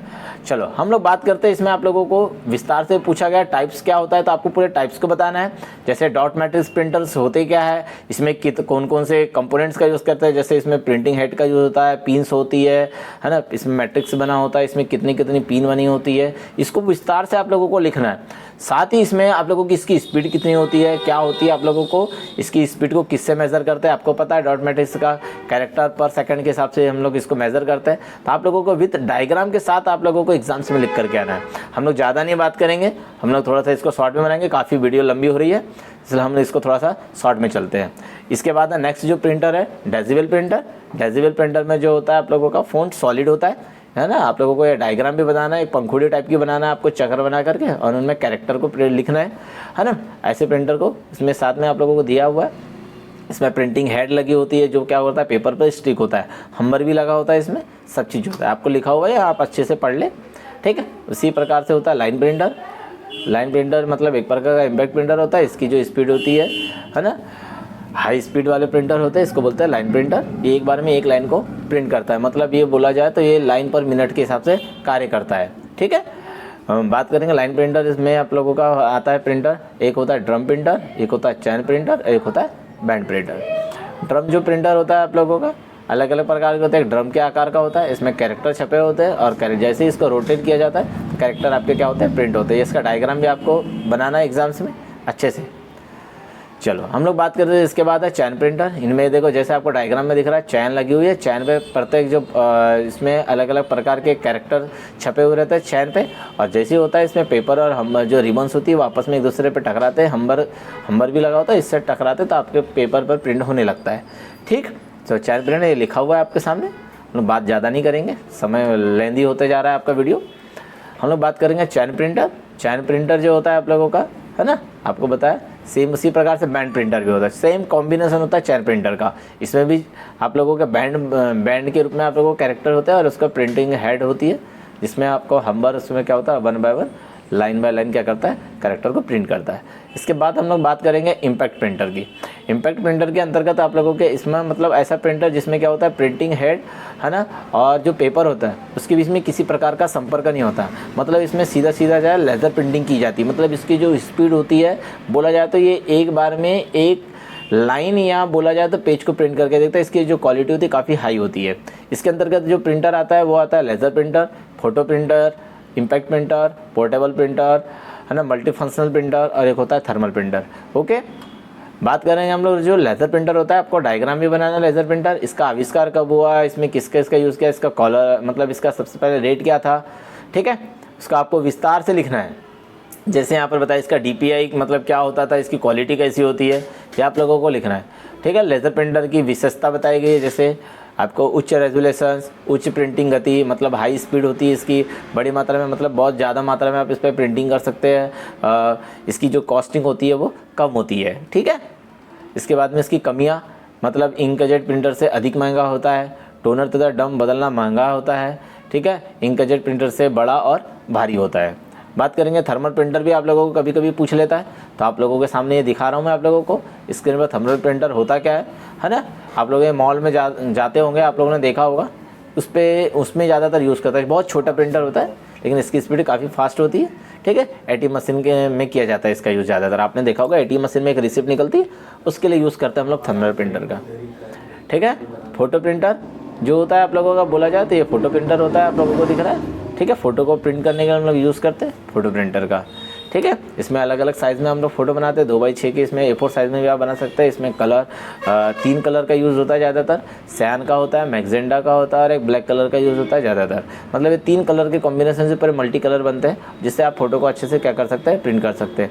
इनमें नोज़ल्स होते हैं अलग अलग 3 नोज़ल्स होते हैं, 3 नोज़ल में अलग अलग प्रकार की इंक भी होती है ना। इसमें प्रिंटिंग हेड भी लगा होता है, जिसके द्वारा आप क्या कर सकते हैं आसानी से इमेज या जो पिक्चर्स होती है उसको आसानी से प्रिंट कर सकते हैं, ठीक। ये आप लोगों के सामने लिखा हुआ है, आप उसको अच्छे से पढ़ें और एग्ज़ाम्स की तैयारी अच्छे से करें। नेक्स्ट हम लोग बात करेंगे इंकजेट प्रिंटर की। इंकजेट प्रिंटर सेम होता है आप लोगों का, बोला जाए तो आप लोगों का इंकजेट जो प्रिंटर होता है, ये बोला जाए मैंने जैसे ऊपर बताया आप लोगों को जितनी चीज़ें बताया आप लोगों को। फोटो प्रिंटर को ही हम लोग लेज़र प्रिंटर भी बोलते हैं, ये इंकजेट प्रिंटर बोलते हैं, ठीक है। इसमें भी नोजल्स लगी होती है, इसमें पाइपलाइंस होती है, प्रिंटिंग हेड लगा होता है, उसमें इसमें 4 कलर का यूज़ करते हैं, है ना। एक होता है सैन, मैग्जेंडा, येलो और है ना एक ब्लैक, ठीक है। इस प्रकार के आपके अलग अलग प्रकार के आप 4 कलर के कॉम्बिनेशन का यूज़ होता है, 4 कलर का यूज़ होता है, ठीक। बात करेंगे इसमें, आप लोगों को देखा होगा इसकी स्पीड काफ़ी अच्छी होती है ना। ये पर इंच आप लोगों को पूरा बताना है। साथ में इसमें जो प्रिंटर होते हैं, इसका आप पोर्टेबल प्रिंटर भी होते हैं, कुछ आपने देखा होगा कहीं पर भी इसका यूज़ करते हैं, जहाँ पर हम लोग थर्मल प्रिंटर का भी यूज़ कहीं पर भी आसानी से कर सकते हैं। ऐसे ही आपके पास पोर्टेबल प्रिंटर भी आता है, जिसका यूज़ आसानी से एक स्थान से दूसरे स्थान पर फोटो को प्रिंट करने के लिए, डिजिटल कैमरे से डायरेक्ट प्रिंट करने के लिए भी हम लोग इसका यूज़ करते हैं। एक मल्टी फंक्शनल प्रिंटर होता है, जिसमें बहुत सारे एक साथ में बहुत सारी चीज़ कर सकते हैं। स्कैनिंग भी होती है, प्रिंटिंग भी होती है, फोटोकॉपी भी होती है, जिसका यूज़ हम लोग ज़्यादातर ऑफिस या घरों में करते हैं, है ना, मल्टी फंक्शनल का यूज़। बात करेंगे इसमें एक होता है आप लोगों का 3D प्रिंटिंग। क्या होती है 3D प्रिंटिंग? अलग अलग प्रकार के डायमेंशन के आधार पर होता है। आप लोगों को थोड़ा सा पढ़ करके जाना है, एग्जाम में क्वेश्चन कभी कभी घुमा करके आते हैं, कभी पूछ लिया तो आपको 3D प्रिंटर के बारे में पूछ लिया तो आपको पता होना चाहिए। चलो हम लोग बात करते हैं, ये क्वेश्चन आप लोगों के लिए इंपॉर्टेंट है। हम लोग बात करते हैं इसके बाद में नया जो क्वेश्चन होता है प्लॉटर और उसके प्रकार। तो प्लॉटर क्या होता है आप लोगों को मैंने बताया था, है ना। एक ड्राइंग है, जो चार्ट होता है, जो ग्राफिक्स होता है, उसको प्रिंट करने के लिए हम लोग यूज़ करते हैं। और इसमें 2D 3D प्रिंटिंग भी होती है। इसके द्वारा बैनर या फ्लैक्स जो होते हैं उसको बनाते, उसको प्रिंट करने के लिए हम लोग यूज़ करते हैं प्लॉटर का। प्लॉटर भी अलग अलग प्रकार के होते हैं। मैंने आपको जैसे ऊपर बताया, एक ड्रम पेन प्लॉटर होता है, एक फ्लैट बेड प्लॉटर होता है, ठीक है। ये ड्रम पेड जो प्लॉटर होता है आप लोगों ने देखा होगा, इसमें पेन का यूज़ किया जाता है, आकृति बनाई जाती है। ये आप लोगों को सामने लिखी हुई है इस प्रिंट, मैं ज़्यादा नहीं बताऊंगा आपको, आप इस पर पढ़ सकते हैं। हम लोग बात करेंगे नेक्स्ट फ्लैट बेड। इसके जो होता है आप लोगों का प्लॉटर होता है, ये फ्लैट बेड जो होता है आप लोगों का 2 डायमेंशनल होता है। इसके द्वारा 2 डायमेंशनल के आधार पर आप लोग इसमें क्या करते हैं, इसकी प्रिंटिंग करते हैं, ठीक।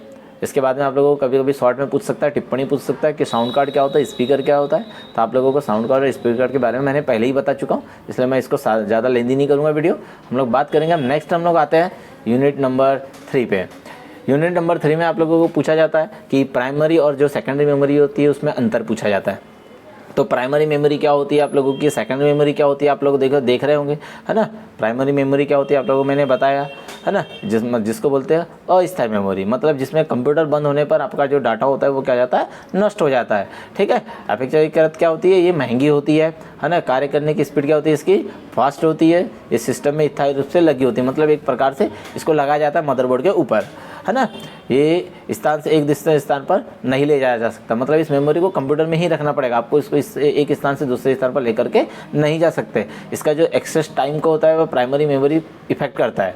इसमें इंटीग्रेटेड सर्किट लगे होते हैं, मतलब ये जो मेमोरी होती है वो आईसी से बनी होती है, ठीक है। ये जो मेमोरी होती है अगर बोला जाए, इस मेमोरी को भी अलग अलग प्रकार से बांटा गया है ना। मतलब इसमें 2 प्रकार की मेमोरी होती है, एक होती है रैम होती है और एक रोम होती है। आप लोगों को मैंने ऊपर समझा चुका हूँ कि प्राइमरी मेमोरी होती क्या है आप लोगों की, है ना, ठीक है। तो एक रैम होती है और एक रोम होती है, ठीक है। तो आप ये इनबिल्ड मेमोरी होती है ना, तथा कंप्यूटर में पहले से लगी होती है, ओके। इसको बोलते हैं मेमोरी को रैम और रोम, आप लोगों को ऊपर बताया। नेक्स्ट बात करेंगे हम लोग सेकेंडरी मेमोरी का। सेकेंडरी मेमोरी आप लोगों को मैंने एग्जांपल्स में बताया था, है ना। इसमें जो होता है काफ़ी ज़्यादा डाटा स्टोर होता है, ये काफ़ी है ना सस्ती होती है ना। इसकी स्पीड काफ़ी होती है। इसमें इसके अंतर्गत बहुत सारी आती है, हार्ड डिस्क आता है, फ्लॉपी डिस्क आता है, डीवीडी आता है ना। ये पेन ड्राइव जो आती है, ये सब हमारी क्या आती है, सेकेंडरी मेमोरी के रूप में हम लोग इसका यूज़ करते हैं, ओके। सामने लिखा हुआ है स्क्रीन पर, आपको इससे पढ़ करके आप एग्जाम्स की अच्छे से तैयारी कर सकते हैं। नेक्स्ट हम लोग बात करेंगे इसके, आपको पूछा जाता है एग्जाम्स में कि जो हार्ड डिस्क होती है उसमें डाटा को एक्सेस करने के मेथड को विस्तार से समझाइए।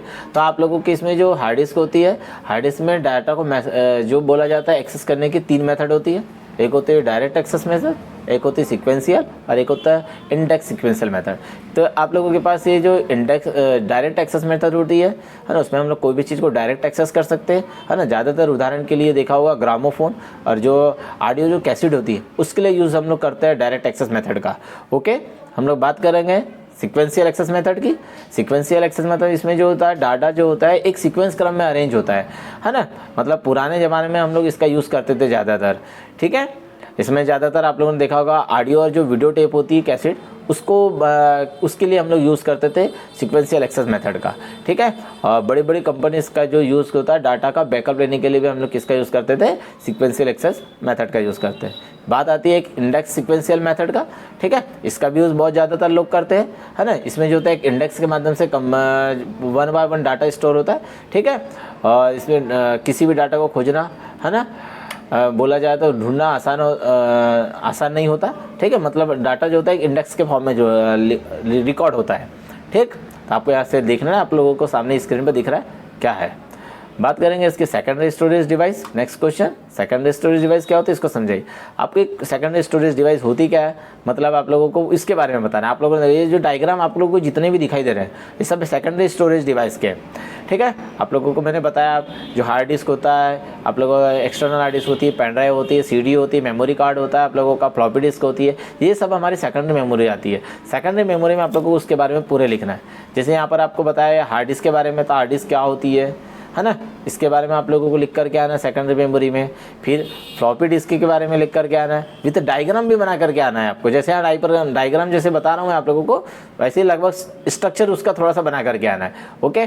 मैग्नेटिक टेप क्या होती है, मैग्नेटिक टेप का डायग्राम बनाना है आप लोगों को। ऑप्टिकल डिस्क क्या होती है, ठीक है। ऑप्टिकल डिस्क भी अलग अलग प्रकार की होती है, एक CD भी होती है, एक DVD होती है। ये जो दिखाई दे रही है CD है, और एक थोड़ा सा नीले टाइप की दिखाई देगी थोड़ी सी, वो होती है DVD। सेम उसी प्रकार से ऑप्टिकल डिस्क और एक होती है ब्लू रे डिस्क, इसको वो भी ऑप्टिकल डिस्क के अंतर्गत आती है ना। CD की स्टोरेज कैपेसिटी 700 MB होती है, ये अगर बोला जाए 4.7 में होती है, और ये 16 GB की भी होती है, 32 की भी होती है, और 64 GB की भी ब्लू रे डिस्क होती है, ओके। चलो हम लोग बात करेंगे नेक्स्ट। आप लोगों के पास ये आप लोगों को दिख रहा होगा, ये आप लोगों को देखो बता रहा है ये क्या है, CD आप लोगों को बताया, ये DVD और ये ब्लू रे डिस्क। तो CD क्या होती है उसके बारे में आप लोगों को लिखा हुआ है ना। ऑप्टिकल डिस्क के प्रकार है बेटा, ओके। ये DVD है, DVD क्या होती है उसके बारे में, और ये ब्लू रे डिस्क क्या होता है उसके बारे में। इसकी स्टोरेज 4.7 GB से अधिक होती है, ठीक है। अलग अलग प्रकार की सिंगल लेयर होती है, डबल लेयर होती है, तो इनकी स्टोरेज कैपेसिटी उसके आधार पर बांटी गई है, ओके। आप लोगों को एग्जाम में पूछा जाता है हार्ड डिस्क के भी बारे में, विस्तार से पूछता जाता है क्वेश्चन, तो आपको हार्ड डिस्क के बारे में बताना है। हार्ड डिस्क होता क्या है, हार्ड डिस्क के स्ट्रक्चर कैसा होता है, डायग्राम बताना है आप लोगों को। और साथ में इसमें आप लोगों को इसकी कार्यविधि वर्किंग पूछा जाता है आप लोगों को एग्जाम में, तो वर्किंग बताना है कि इसमें कौन कौन सी किसका यूज़ किया जाता है, तो आप लोगों को पूरी वर्किंग अच्छे से बता रहे हैं, ठीक है। ये इसकी वर्किंग है, ठीक है ना। इसमें कितना डाटा स्टोर होता है, इसमें डाटा स्टोर करने के तीन समय लगता है डाटा स्टोर करने के। एक होता है सेक टाइम, एक होता है लेटेंसी टाइम, और एक होता है ट्रांसफ़र रेट। तो ये आप लोगों के इसकी बात बोला जाता है। हार्ड डिस्क के अगर बोला जाए उसकी मतलब कार्यविधि है, ठीक है। हम लोग बात करेंगे फ्लॉपी डिस्क। फ्लॉपी डिस्क आप लोगों को जो होती है ये दिख रहा है आप लोगों को, ठीक। फ्लॉपी डिस्क को अलग अलग उसके साइज़ के आधार पर बांटा गया, तो साइज़ के आधार पर इसका आविष्कार कब कब किया गया देखो लिख रहा है आपका 1976 में, मतलब 5.5 इंच वाली जो व्यास वाली जो फ्लॉपी डिस्क थी उसका यूज़ किया गया। और एप्पल कंपनी ने इसका यूज़ किया था 3.5 इंच वाली व्यास वाली फ्लॉपी डिस्क का, ओके। इसकी स्टोरेज कैपेसिटी इसके है ना, किसी की अधिक होती किसी की कम होती है। अब यहाँ लिखा हुआ है, आप इसको देख करके पढ़ लें। चलो हम लोग बात करेंगे इसके बाद में आप लोगों के पास में जो होता है, कभी भी SSD के बारे में अगर कुछ पूछ लिया, न्यू टेक्नोलॉजी है, अगर एग्जाम में पूछ लिया कि SSD क्या होती है, तो आपको बताना ये एडवांस तरीका होता है जिसमें हम लोग डाटा की स्पीड काफ़ी हाई होती है ना। इसमें इंटीग्रेटेड सर्किट का यूज़ किया गया, इसमें डिस्क लगी नहीं होती है ना। ये आप लोगों को इस प्रकार से पूरा अच्छे से पढ़ करके यहाँ पर लिखा हुआ है।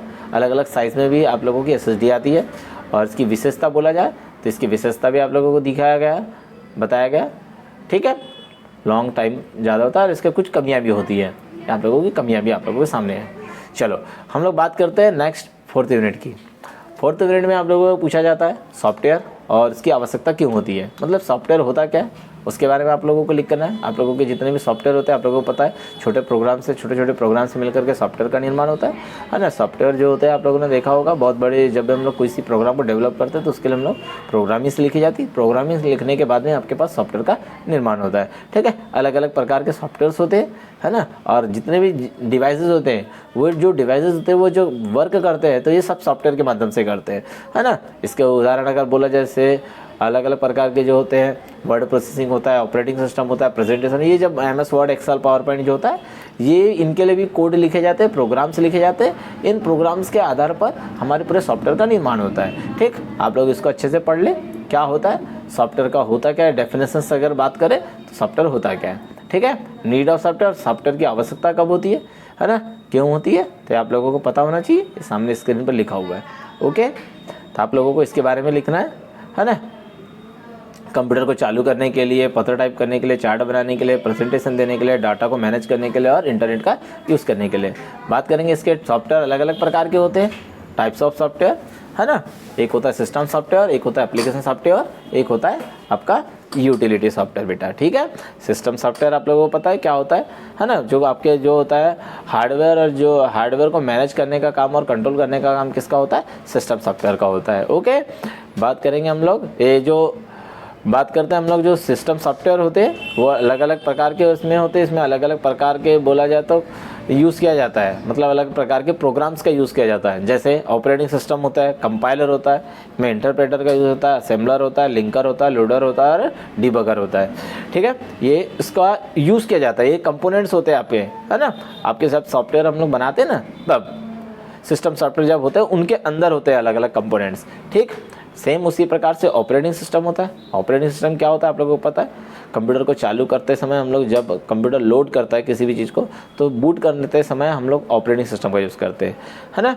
ये एप्लीकेशन सॉफ्टवेयर क्या इसके अलग अलग प्रकार के बोला जाए तो फंक्शंस होते हैं, processing management, memory management, disk and file management, networking management, security management, device management और एक कंपाइलर, ठीक है। अलग अलग एक सिस्टम परफॉर्मेंस भी होता है इसके अंतर्गत, आप इसको भी लिख सकते हैं, ठीक। आपके यहाँ सामने अच्छे से दिखाई दे रहा है आप लोगों को स्क्रीन पर इसका आंसर। आप लोगों को ये जो है PDF आप लोगों को जो दिखाई दे रही है मैं आप लोगों को बता रहा हूँ वो आप लोगों को डिस्क्रिप्शन के लिंक में भी मिल जाएगा, आप अच्छे से जा कर के आप डाउनलोड भी कर सकते हैं, है ना। ये एप्लीकेशन सॉफ्टवेयर होता है आप लोगों के, है ना। ये पूर्णतः सिस्टम सॉफ्टवेयर के ऊपर डिपेंड होता है, बोला जाए तो सिस्टम सॉफ्टवेयर रहेगा तो आप एप्लीकेशन सॉफ्टवेयर का यूज़ कर पाएंगे। इसके अंतर्गत आप लोगों ने देखा होगा MS वर्ड, एक्सेल हो गया, पावर पॉइंट हो गया, फोटोशॉप हो गया, पेज मेकर हो गया, आउटलुक, एक्सप्रेस, ये जितने भी काम करते हैं हम लोग। इसके अंतर्गत फिर आता है यूटिलिटी सॉफ्टवेयर। यूटिलिटी सॉफ्टवेयर का यूज़ जो करते हैं प्रोग्राम का मेंटेनेंस करने के लिए किया जाता है, मतलब एक प्रकार का सर्विस प्रोग्राम होता है, ठीक है, जिसके द्वारा आप कंप्यूटर को मतलब सॉफ्टवेयर को क्या कर सकता है, मेंटेनेंस करके रख सकते हैं। इसके अंतर्गत बहुत सारे आते हैं, जैसे डिस्क रिफ्रेशमेंट आता है, सिस्टम परफॉर्मेंस आता है, एक वायरस क्लीनर आता है, एंटीवायरस आता है, डिस्क चेकर आता है, डिस्क क्लीनर आता है। ये अलग अलग प्रकार की यूटिलिटी प्रोग्राम्स होते हैं, ठीक है। सेम आप लोगों को ऑपरेटिंग सिस्टम पूछा जा सकता है, तो ऑपरेटिंग सिस्टम होता क्या है आप लोग देख रहे हैं, ठीक है, उसके बारे में आप लोग अच्छे से लिख सकते हैं, ओके, ठीक। इसके अलग अलग प्रकार होते हैं, इसकी जो बोला जाए तो इसमें इसके अलग अलग ऑपरेटिंग सिस्टम के कार्य होते हैं। प्रोग्राम को लोड एवं क्रियान्वित करना मतलब प्रोसेस करना, है ना। एक प्रोसेसिंग मैनेजमेंट होता है, मेन मेमोरी मैनेजमेंट होता है, फाइल मैनेजमेंट होता है, सेकंड स्टोरेज मैनेजमेंट होता है और input device output device management system होता है, ठीक है। ये आप लोगों को दिख रहा है क्या होता है, आप लोग इसको भी यूज़ कर सकते हैं आसानी से, स्क्रीन पर चल रही है, आप लोग पढ़ सकते हैं आसानी से, ओके। चलिए हम लोग बात करते हैं, इसके अंतर्गत बहुत सारी चीज़ आती है। फाइल मैनेजमेंट भी आता है आप लोगों का, सेकंड स्टोरेज मैनेजमेंट भी आता है आप लोगों का, इनपुट डिवाइस आउटपुट मैनेजमेंट भी बताया आप लोगों को, ठीक है। Additional functional and operating system अलग अलग और कौन कौन से होते हैं आप लोगों के सामने स्क्रीन पर लिखा हुआ है, आप अच्छे से पढ़ लें। अगर मैं ज़्यादा बताऊँगा आप लोगों को तो हम लोग बात करते हैं नेक्स्ट जो क्वेश्चन आता है प्रोग्रामिंग लैंग्वेज से रिलेटेड आपके क्वेश्चन आ सकते हैं। प्रोग्रामिंग लैंग्वेज होता क्या है, कितने प्रकार की होती है और उसके एडवांटेज और डिसएडवांटेज के बारे में लिखना है। तो प्रोग्रामिंग लैंग्वेज एक प्रकार की भाषा होती है ना, जो कंप्यूटर सिस्टम जिसको समझता है ऐसी लैंग्वेज को बोलते हैं उसके प्रोग्रामिंग लैंग्वेज, जिसको बोलते हैं मशीन लैंग्वेज। तो प्रोग्रामिंग लैंग्वेज को भी अलग अलग भागों में डिवाइड किया गया है, लो लेवल, हाई लेवल और एक मशीन लैंग्वेज, ओके। तो लो लेवल क्या होता है लैंग्वेज, ये लो लेवल मतलब जिसका यूज़ हम लोग ज़्यादातर आमतौर पर करते हैं, ऐसी भाषा को बोला जाता है ना, लो लेवल लैंग्वेज, है ना, जिसको मशीन नहीं समझता आसानी से, है ना, ऐसी लैंग्वेज को बोला जाता है लो लेवल लैंग्वेज, ओके। अब ये जो लो लैंग्वेज रहती है इसको भी अलग अलग प्रकार से बांटा गया है ना, दो भागों में बांटा गया है, ठीक है। एक होती है मशीन लैंग्वेज, एक होती है असेंबली लैंग्वेज। मशीन लैंग्वेज जो होती है आप लोगों की 0-1 होती है, ठीक है, मतलब इसका यूज़ ज़्यादातर हम लोग कंप्यूटर में करते हैं। कंप्यूटर में जो भी यूज़ की जाती लैंग्वेज जो यूज़ करते हैं हम लोग उसको बोलते हैं मशीन लैंग्वेज, ओके। बात आती है असेंबली लैंग्वेज। असेंबली लैंग्वेज में क्या होता है, एक प्रकार के निमोनिक्स कोड का यूज़ किया जाता है ना, जिसके द्वारा हम लोग क्या कर सकते हैं कैलकुलेशन से, जैसे आप लोगों को कोई जोड़ना है, घटाना है, गुणा करना है, भाग देना है, उसके लिए अलग अलग प्रकार के निमोनिक्स कोड लिखे जाते हैं, है ना। जोड़ने के लिए एड, एडिशन, मल्टीप्लाई करने के लिए मल्ट, है ना, ऐसे कुछ प्रकार के जो निमोनिक्स कोड थे उसको आपको लिखना होता है, ओके। सामने लिखा हुआ है, उसकी थ्योरी आप उससे पढ़ सकते हैं PDF से। इसके बाद में आता है high level language. High level language के रूप में हम लोग ज़्यादातर यूज़ करते हैं, है ना। फोर्टान जो होता है पहली लैंग्वेज थी हमारी हाई लेवल लैंग्वेज की। एक होता है बेसिक, एक होता है कोबोल, एक होता है पास्कल, C होता है, C++ होती है, जावा होता है, VB होता है, HTML होता है और ऐसी बहुत सारी प्रोग्रामिंग लैंग्वेज जो है आजकल लॉन्च की जा रही है है ना। तो ये जितनी भी अभी लेटेस्ट जितनी भी लैंग्वेज आ रही है उसको वो हाई लेवल लैंग्वेज है, लेकिन हाई लेवल लैंग्वेज को भी बाटों में अलग अलग कैटेगरी में डिवाइड किया गया है। एक होती है थर्ड जनरेशन लैंग्वेज और एक होती फोर्थ जनरेशन लैंग्वेज, ठीक है। थर्ड जनरेशन लैंग्वेज में आप लोगों के पास एग्जांपल्स आप लोगों को दिखा रहा हूँ मैं स्क्रीन पर। थर्ड लैंग्वेज के अंदर में फोर्टान आता है, बेसिक आता है, कोबोल आता है, पास्कल आता है, सी आता है, C++ आती है। और फोर्थ जनरेशन की लैंग्वेज में आप लोगों के पास अलग अलग प्रकार की चीज़ आएगी। इसमें विजुअल माइक्रोसॉफ्ट VB स्टूडियो आता है, जावा स्टूडियो आता है, ठीक है आपके पास। तो ऐसी जो एडवांस जब जो लैंग्वेज यूज़ हो रही है ना, PHP आता है, ये सब आप लोगों की लेटेस्ट जो लैंग्वेज होती है वो फोर्थ जनरेशन लैंग्वेज के अंतर्गत आती है। इसके हम लोग बात करेंगे लाभ की, तो क्या क्या होते हैं लाभ इसमें देखा होगा आप लोगों से, है ना। फोर्थ जनरेशन को पढ़ना है ना, सीखना सरल है, ठीक। हम लोग बात करेंगे इसकी, हम लोग इसमें आप लोगों को दिखा रहे हैं एडवांटेज दिखा दिया आप लोगों को, ठीक है। आपका यह डिसएडवांटेज होता है, ओके। चलो आप इसको अच्छे से पढ़ लीजिएगा। चलो हम लोग बात करते हैं, इसमें आप लोगों को क्वेश्चन पूछा जाता है ट्रांसलेटर। ट्रांसलेटर क्या होता है, ट्रांसलेटर के बारे में आप लोगों को लिखो। तो ट्रांसलेटर आप लोगों को पता होना चाहिए। ट्रांसलेटर मतलब एक प्रकार का डायग्राम, मतलब जो क्या करता है आपकी इन्फॉर्मेशन को ट्रांसलेट करने का काम करता है ना। जिसके लिए हम लोग यूज़ करते हैं, 3 अलग अलग प्रकार के ट्रांसलेटर का यूज़ करते हैं। पहला होता है कंपाइलर, और एक होता है इंटरप्रेटर, एक होता है असेंबलर। ये हमारे तीनों क्या है, तो एक प्रकार का ट्रांसलेटर है। तो आपको ये तीनों को लिख करके आना है। कंपाइलर क्या होता है आप लोगों को दिखा रहा हूँ मैं स्क्रीन के ऊपर। सेम आपका इंटरप्रेटर क्या होता है, और ये जो असेंबलर होता है, असेंबलर क्या होता है उसके भी मैंने आपको स्क्रीन के ऊपर दिखा दिया, ठीक। सेम आप लोगों को एप्लीकेशन सॉफ्टवेयर है। एप्लीकेशन सॉफ्टवेयर आप लोगों को बताया मैं आप लोगों को क्या होता है, कौन कौन से होते हैं, ठीक है। आप इन एप्लीकेशन सॉफ्टवेयर के बारे में आप विस्तार से लिख सकते हैं, ओके। मैंने इसको पहले ही बता चुका हूँ आप लोगों को एप्लीकेशन सॉफ्टवेयर में क्या क्या होता है, ओके। पावर पॉइंट ये भी होता है आप लोगों को, एक्सेस होता है, सब एप्लीकेशन सॉफ्टवेयर है। आउटलुक एक्सप्रेस भी होता है आप लोगों का। चलो हम लोग बात करते हैं इसके बाद में आप लोगों को पूछा जाता है कोडिंग सिस्टम। कोडिंग सिस्टम में आप लोगों को इसको बोलते हैं जिसको नंबर सिस्टम। नंबर सिस्टम का आपको एग्जाम में क्वेश्चंस आते हैं, तो अलग अलग प्रकार के आपको अच्छे से पढ़ करके जाना है। नंबर सिस्टम होते क्या है, किस प्रकार के होते हैं, कौन कौन से नंबर सिस्टम होते हैं, ठीक है। ये आप लोगों के अलग अलग प्रकार के बोला जाए तो कंप्यूटर कोड्स होते हैं। एक होता है BCD कोड जिसको बोलते हैं बाइनरी कोड डेसिमल, है ना। एक होता है ASCII ASCII कोड जिसको बोलते हैं American standard code for information interchange, इसका फुल फॉर्म होता है। आप लोगों को स्क्रीन के ऊपर पूरा चीज़ दिखा रहा हूँ। अगर मैं पूरी चीज़ को अच्छे से बताऊंगा तो काफ़ी समय लगेगा, इसलिए मैं आपको शॉर्ट में थोड़ा सा दिखाते चला हूँ और आप लोगों को लिख करके आना है, ठीक है। सेम होता है एक यूनिकोड, यूनिवर्सल कोड जिसके नाम से हम जानते हैं, ठीक है। ये अलग अलग बीट में होते हैं, है ना, ठीक है। आप उसको इस प्रकार से लिखना है। ये अलग अलग प्रकार से भी होते हैं, अलग अलग फॉर्म में भी आपको बांटा गया, डिवाइड किया गया, ठीक। बात आती है इसके बाद आप लोगों को मैंने बताया नंबर सिस्टम की। तो नंबर सिस्टम क्या होते हैं, है ना। तो आप लोगों को पता ही है कि नंबर सिस्टम होते क्या है। नहीं पता होगा तो आप इसके वीडियो में आप लोगों को दिखाई दे रहा है कि नंबर सिस्टम होते क्या है, ठीक। नंबर्स में जिसमें आप लोगों की वैल्यू होती है उसको आप लोग नंबर सिस्टम, लेकिन आपको देखा होगा अपने कंप्यूटर में कि नंबर सिस्टम को भी अलग अलग प्रकार के इसमें बांटा गया है ना। अलग अलग प्रकार के इसमें होते हैं। बाइनरी नंबर होता है, डेसिमल नंबर होता है, हेक्साडेसिमल होता है और ऑक्टल नंबर सिस्टम होता है। अलग अलग प्रकार के नंबर सिस्टम होते हैं, ओके। तो आप लोगों को इस प्रकार से इसका कन्वर्जन सिस्टम बनाया गया। अलग अलग प्रकार के अलग अलग मेथड्स यूज़ की जाती है नंबर सिस्टम की।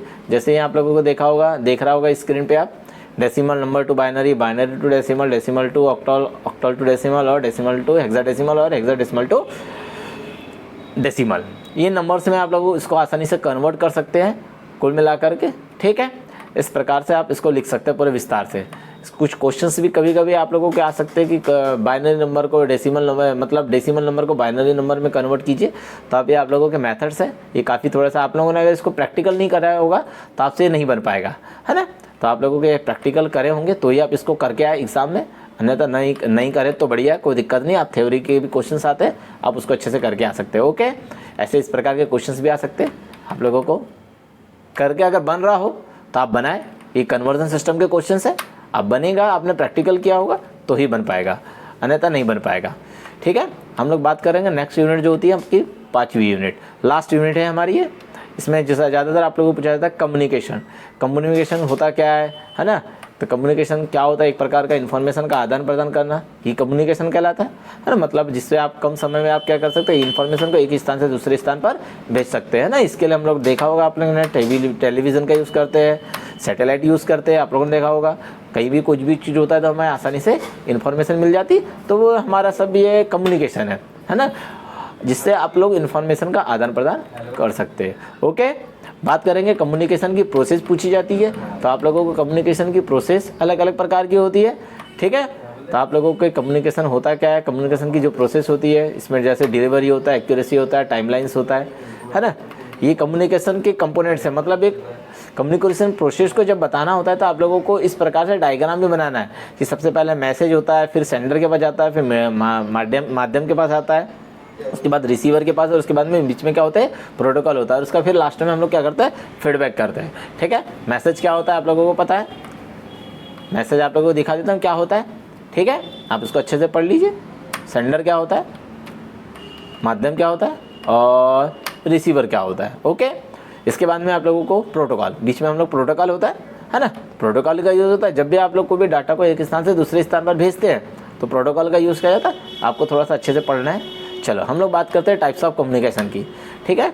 कम्युनिकेशन के प्रकार, कम्युनिकेशन के प्रकार अलग अलग होते हैं। मतलब आप लोग डाटा को जब हम लोग भेजते हैं तो उनके अलग अलग प्रकार भी होते हैं। जैसे आप लोगों को दिख रहा होगा, जैसे होता है एक सिंप्लेक्स होता है, एक हाफ डुप्लेक्स होता है और एक फुल डुप्लेक्स होता है। आपको जैसे सिंप्लेक्स क्या होता है आप लोगों को बताया गया, इसका जो डायग्राम बताया गया आपको सेम इस प्रकार से बनाए विथ एग्जांपल्स कि सिंप्लेक्स का उदाहरण क्या है। जैसे कीबोर्ड है आपका सिंप्लेक्स, मतलब इसमें एक वन वे कम्युनिकेशन होता है, it is a simplex. Same इसकी पास बात करेंगे हाफ डुप्लेक्स। हाफ डुप्लेक्स में क्या होता है, टू वे कम्युनिकेशन होता है। मतलब कोई डाटा जा भी रहा है, एक दिशा में जा भी रहा है और एक दिशा से आ भी रहा है, ऐसे कम्युनिकेशन को बोला जाता है हाफ डुप्लेक्स। इसका जो उदाहरण होता है सबसे अच्छा उदाहरण है हार्ड डिस्क। जब हार्ड डिस्क में जब डाटा होता है हम लोग सेव भी कर सकते हैं और दोबारा कहीं से भी आप कॉपी कर सकते हैं। तो ऐसे एग्जाम्पल्स को, मतलब इसके हार्ड डिस्क का सबसे अच्छा एग्जाम्पल है हाफ डुप्लेक्स, ओके, ठीक है। हम लोग बात करेंगे फुल डुप्लेक्स। फुल डुप्लेक्स में आप लोगों ने देखा होगा वॉकी टॉकी, आप लोग जब है ना मोबाइल फ़ोन से जब बात करते चलते रहते हैं, बात करते हैं तो दोनों समय में आपको जो होता है सुनने, अगले वाले की भी वॉइस आती है और आपको अपनी भी वॉइस आती है। तो ये आपको डायग्राम भी बना करके जाना है आप लोगों को एग्जाम में, ओके। आप ये डायग्राम भी बनाए, है ना, ठीक है, क्या हो रहा है। तो एग्जाम्स में आपको इस प्रकार से फुल डुप्लेक्स का डायग्राम भी बनाना है, ठीक है। रिसीवर जो होता है, ट्रांसमीटर होता है, एक दूसरे के साथ कम्युनिकेट होते हैं आपस में, कोई दिक्कत नहीं है, ठीक है। इसके लिए वॉकी टॉकी आपने नाम सुना होगा, स्मार्टफोन, है ना। स्मार्टफोन में सबसे ज़्यादातर सबसे अच्छा उदाहरण है स्मार्टफोन, किसका, फुल डुप्लेक्स का, ओके। आप इसको अच्छे से पढ़ करके जाए, डायग्राम के साथ बना करके आए। बात आती है अब इसके बाद में ये महत्वपूर्ण क्वेश्चन है आप लोगों का, नेटवर्क केबल्स कि कौन कौन से केबल्स यूज़ किए जाते हैं। आप लोग नेटवर्क जब हम लोग तैयार करते हैं तो उनमें कौन कौन से केबल्स यूज़ की जाती है, और इनमें हम लोग जब केबल्स का यूज़ करते हैं तो अलग अलग प्रकार की टोपोलॉजी भी पढ़ते हैं। तो हम लोग आगे देखेंगे बहुत सारी चीज़ें, टोपोलॉजी भी है आगे। तो हम लोग नेटवर्क केबल के बारे में देखते हैं। तो अलग अलग प्रकार के केबल्स होते हैं, जैसे होते हैं twisted pair cable. Twisted pair cable को आपको दो भागों में बांटा गया है, अनसिल्डेड ट्विस्टेड पेयर केबल जिसको बोलते हैं UTP, और एक होता है सिल्डेड ट्विस्टेड पेयर केबल, ठीक है, STP, ओके। बात आती है इसके बाद में एक होता है कोएक्सियल केबल और एक होता है ऑप्टिकल केबल, ओके।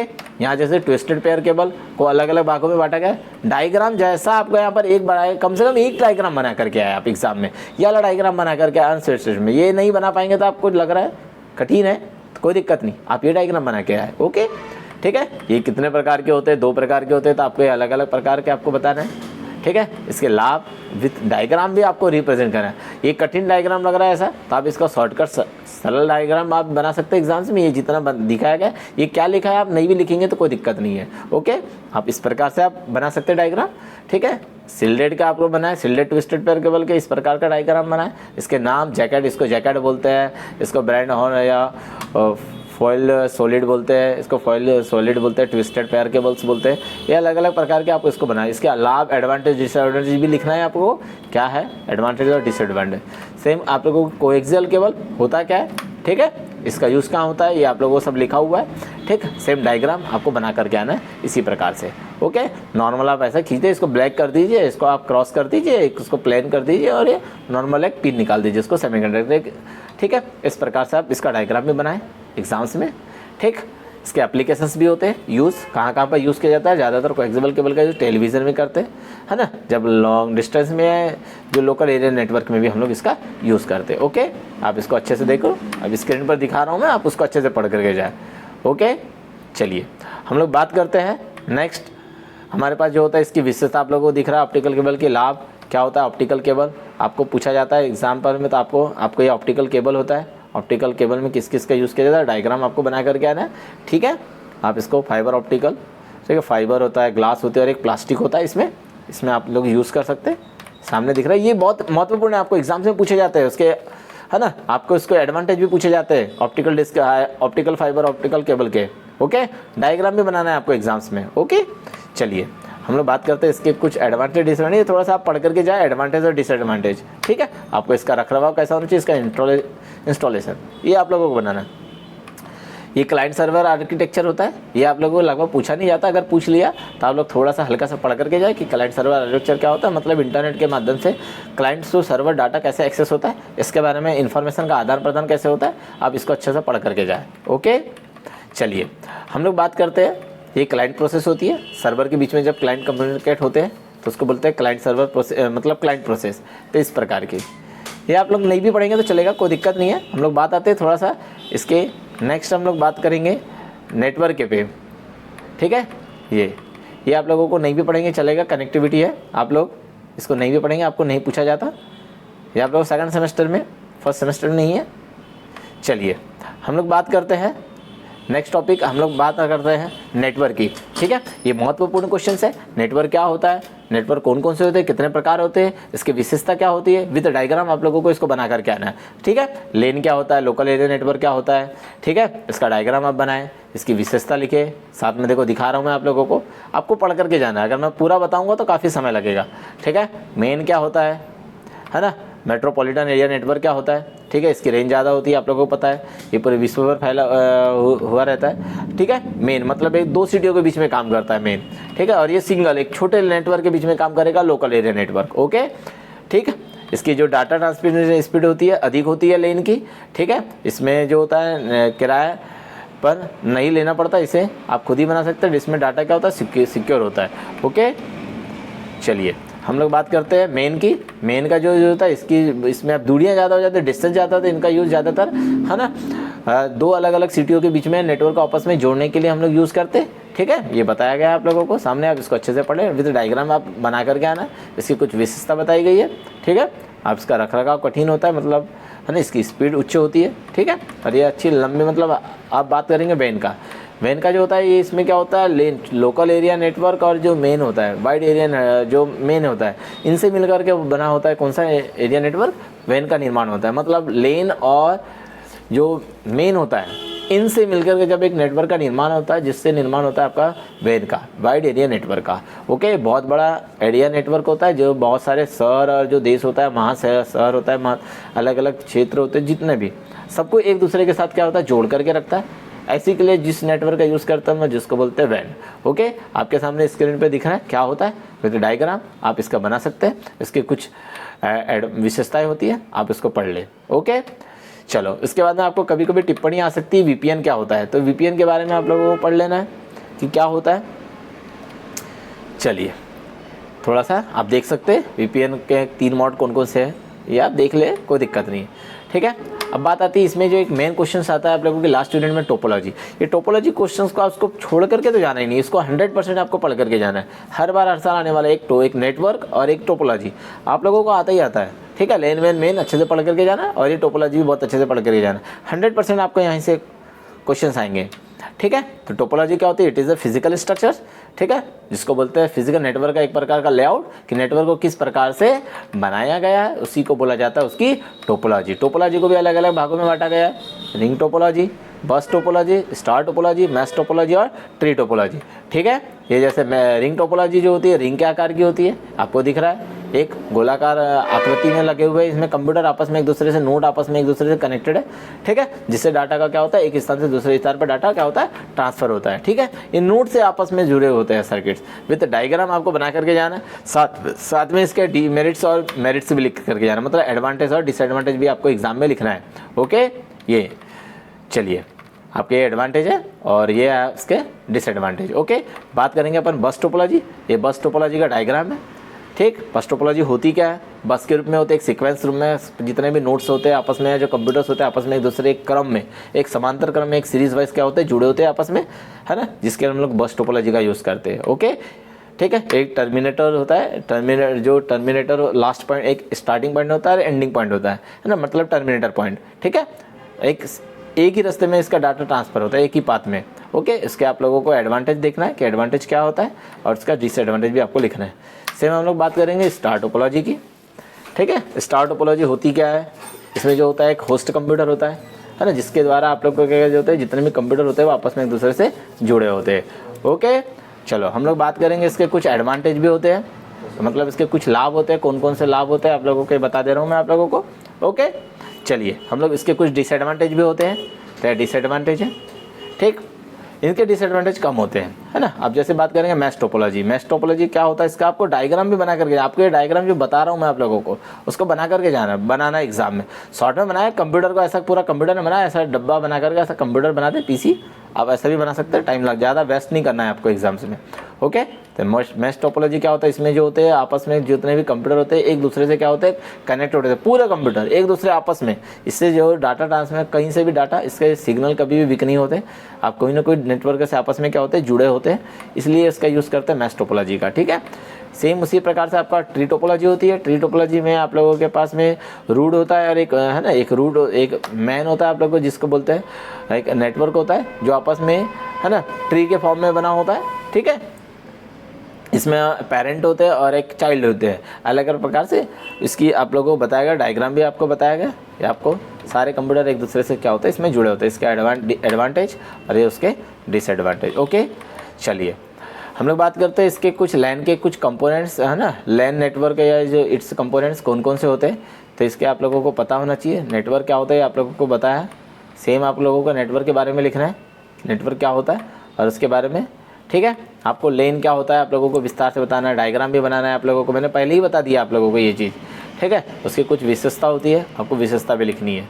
ओके, फिर उसके कंपोनेंट्स कौन कौन से होते हैं इसमें। नेटवर्क एडाप्टर होता है, नेटवर्क मीडियम होता है, केबल होता है, पावर सप्लाई होती है, हब होता है, स्विच होता है, राउटर होता है, नेटवर्क सॉफ्टवेयर होता है, नेटवर्क एडाप्टर होता है। ये आप लोगों को इनको थोड़ा सा अच्छे से विस्तार से लिख करके जाना है। ठीक है, केबल होते हैं, कनेक्टर्स लगे होते हैं, पावर सप्लाई क्या होती है, ये आप लोगों को सब चीज़ बताते जा रहा हूँ आप लोगों को वन बाय वन। ओके, तो ये आप लोगों के लिए बहुत इंपॉर्टेंट है। आप बात करेंगे हम लोग, कभी कभी एग्जाम में पूछ लेता है कि नेटवर्क कंपोनेंट्स के बारे में, कि नेटवर्क में कौन कौन से कंपोनेंट, लास्ट क्वेश्चन है ये आप लोगों को पूछा जाता है कि कौन कौन से कंप्यूटर कंपोनेंट्स का यूज़ करते हैं जब नेटवर्किंग करते हैं, नेटवर्क करते हैं। तो जैसे आप लोगों ने देखा होगा, ब्रिज होता है, स्विच होता है, मॉडेम होता है, हब होता है। तो ये आप लोगों के नेटवर्क कंपोनेंट्स हैं। ठीक है, मॉडेम क्या होता है ना, ये एनालॉग सिग्नल को डिजिटल सिग्नल को एनालॉग सिग्नल में कन्वर्ट करने का काम करता है मॉडेम, है ना। मॉडेम का जो फुल फॉर्म होता है मॉड्यूलेटर और डीमॉड्यूलेटर होता है। ओके, इसको आपको अच्छे से पढ़ करके जाना है, एग्जाम से पूछा जाता है। मॉडेम के भी आप लोगों के अलग अलग प्रकार के होते हैं मॉडेम। ठीक है, एक होता है एक्सटर्नल मॉडेम, एक होता है इंटरनल मॉडेम, होता है पीसी केयर मॉडेम, एक होता है वायरलेस मॉडेम। ये अलग अलग प्रकार के आपके मॉडेम के प्रकार हैं। ओके, आप इसको अच्छे से पढ़ करके जाए। ओके, चलिए हम लोग बात करते हैं, इसके बाद में आता है हब। हब के बारे में आप लोगों को पढ़ के जाना है ना। हब भी अलग अलग, अगर बोला जाए तो अलग अलग प्रकार के होते हैं। तो आपको हब कितने प्रकार के होते हैं आपको उसको भी अच्छे से पढ़ करके जाना है। ओके, उसके बाद में आता है स्विच। स्विच क्या होता है, स्विच को भी आपको अच्छे से पढ़ करके जाना है, टिप्पणी पूछी जाती है कई बार, आपको इसको अच्छे से पढ़ करके जाए। सेम होता है आपका राउटर को भी आपको अच्छे से पढ़ करके जाना है। राउटर क्या होता है, इसके भी अलग अलग प्रकार होते हैं, आप इसको भी पढ़ करके जाए। ओके, चलिए उसके बाद में आता है ब्रिज भी अलग अलग प्रकार के होते हैं, OSI मॉडल के आधार पर होता है सब चीज़। ये जो नेटवर्क कंपोनेंट्स होते हैं ये सब OSI मॉडल के ऊपर डिपेंड करती है, मतलब अलग अलग प्रकार के डिवाइस जो होते हैं अलग अलग प्रकार के OSI मॉडल की लेयर पर काम करते हैं। ठीक है, इसमें अलग अलग प्रकार की लेयर्स होती है। ठीक, डाटा लिंक होती है, फिजिकल लेयर होती है। ठीक है, ऐसी बहुत सारी लिंक लेयर्स होती है जिसका यूज़ किया जाता है हमेशा नेटवर्किंग डिवाइस के ऊपर। ठीक है, अलग अलग। सेम ये गेटवे होता है। ठीक है, गेटवे का भी यूज़ करते हैं, OSI मॉडल के ऊपर होता है ये नेटवर्किंग लेयर जो होती है, इसके ऊपर हम लोग यूज़ करते हैं। ओके, चलिए हम लोग बात करते हैं ये हम अगर आप लोगों को कोई और चीज़ करना है आप विजिट कर सकते हैं ऑफिस के एड्रेस पर। ऑफिस के एड्रेस आपको स्क्रीन पर दिखाया जा रहा है। ठीक, आप अगर मुझसे कोई किसी प्रकार का कांटेक्ट करना है तो मेरा मोबाइल नंबर भी है 9098763399, इस पर आप कॉल लगा सकते हैं। इसका email ID है। चलो, सो थैंक यू।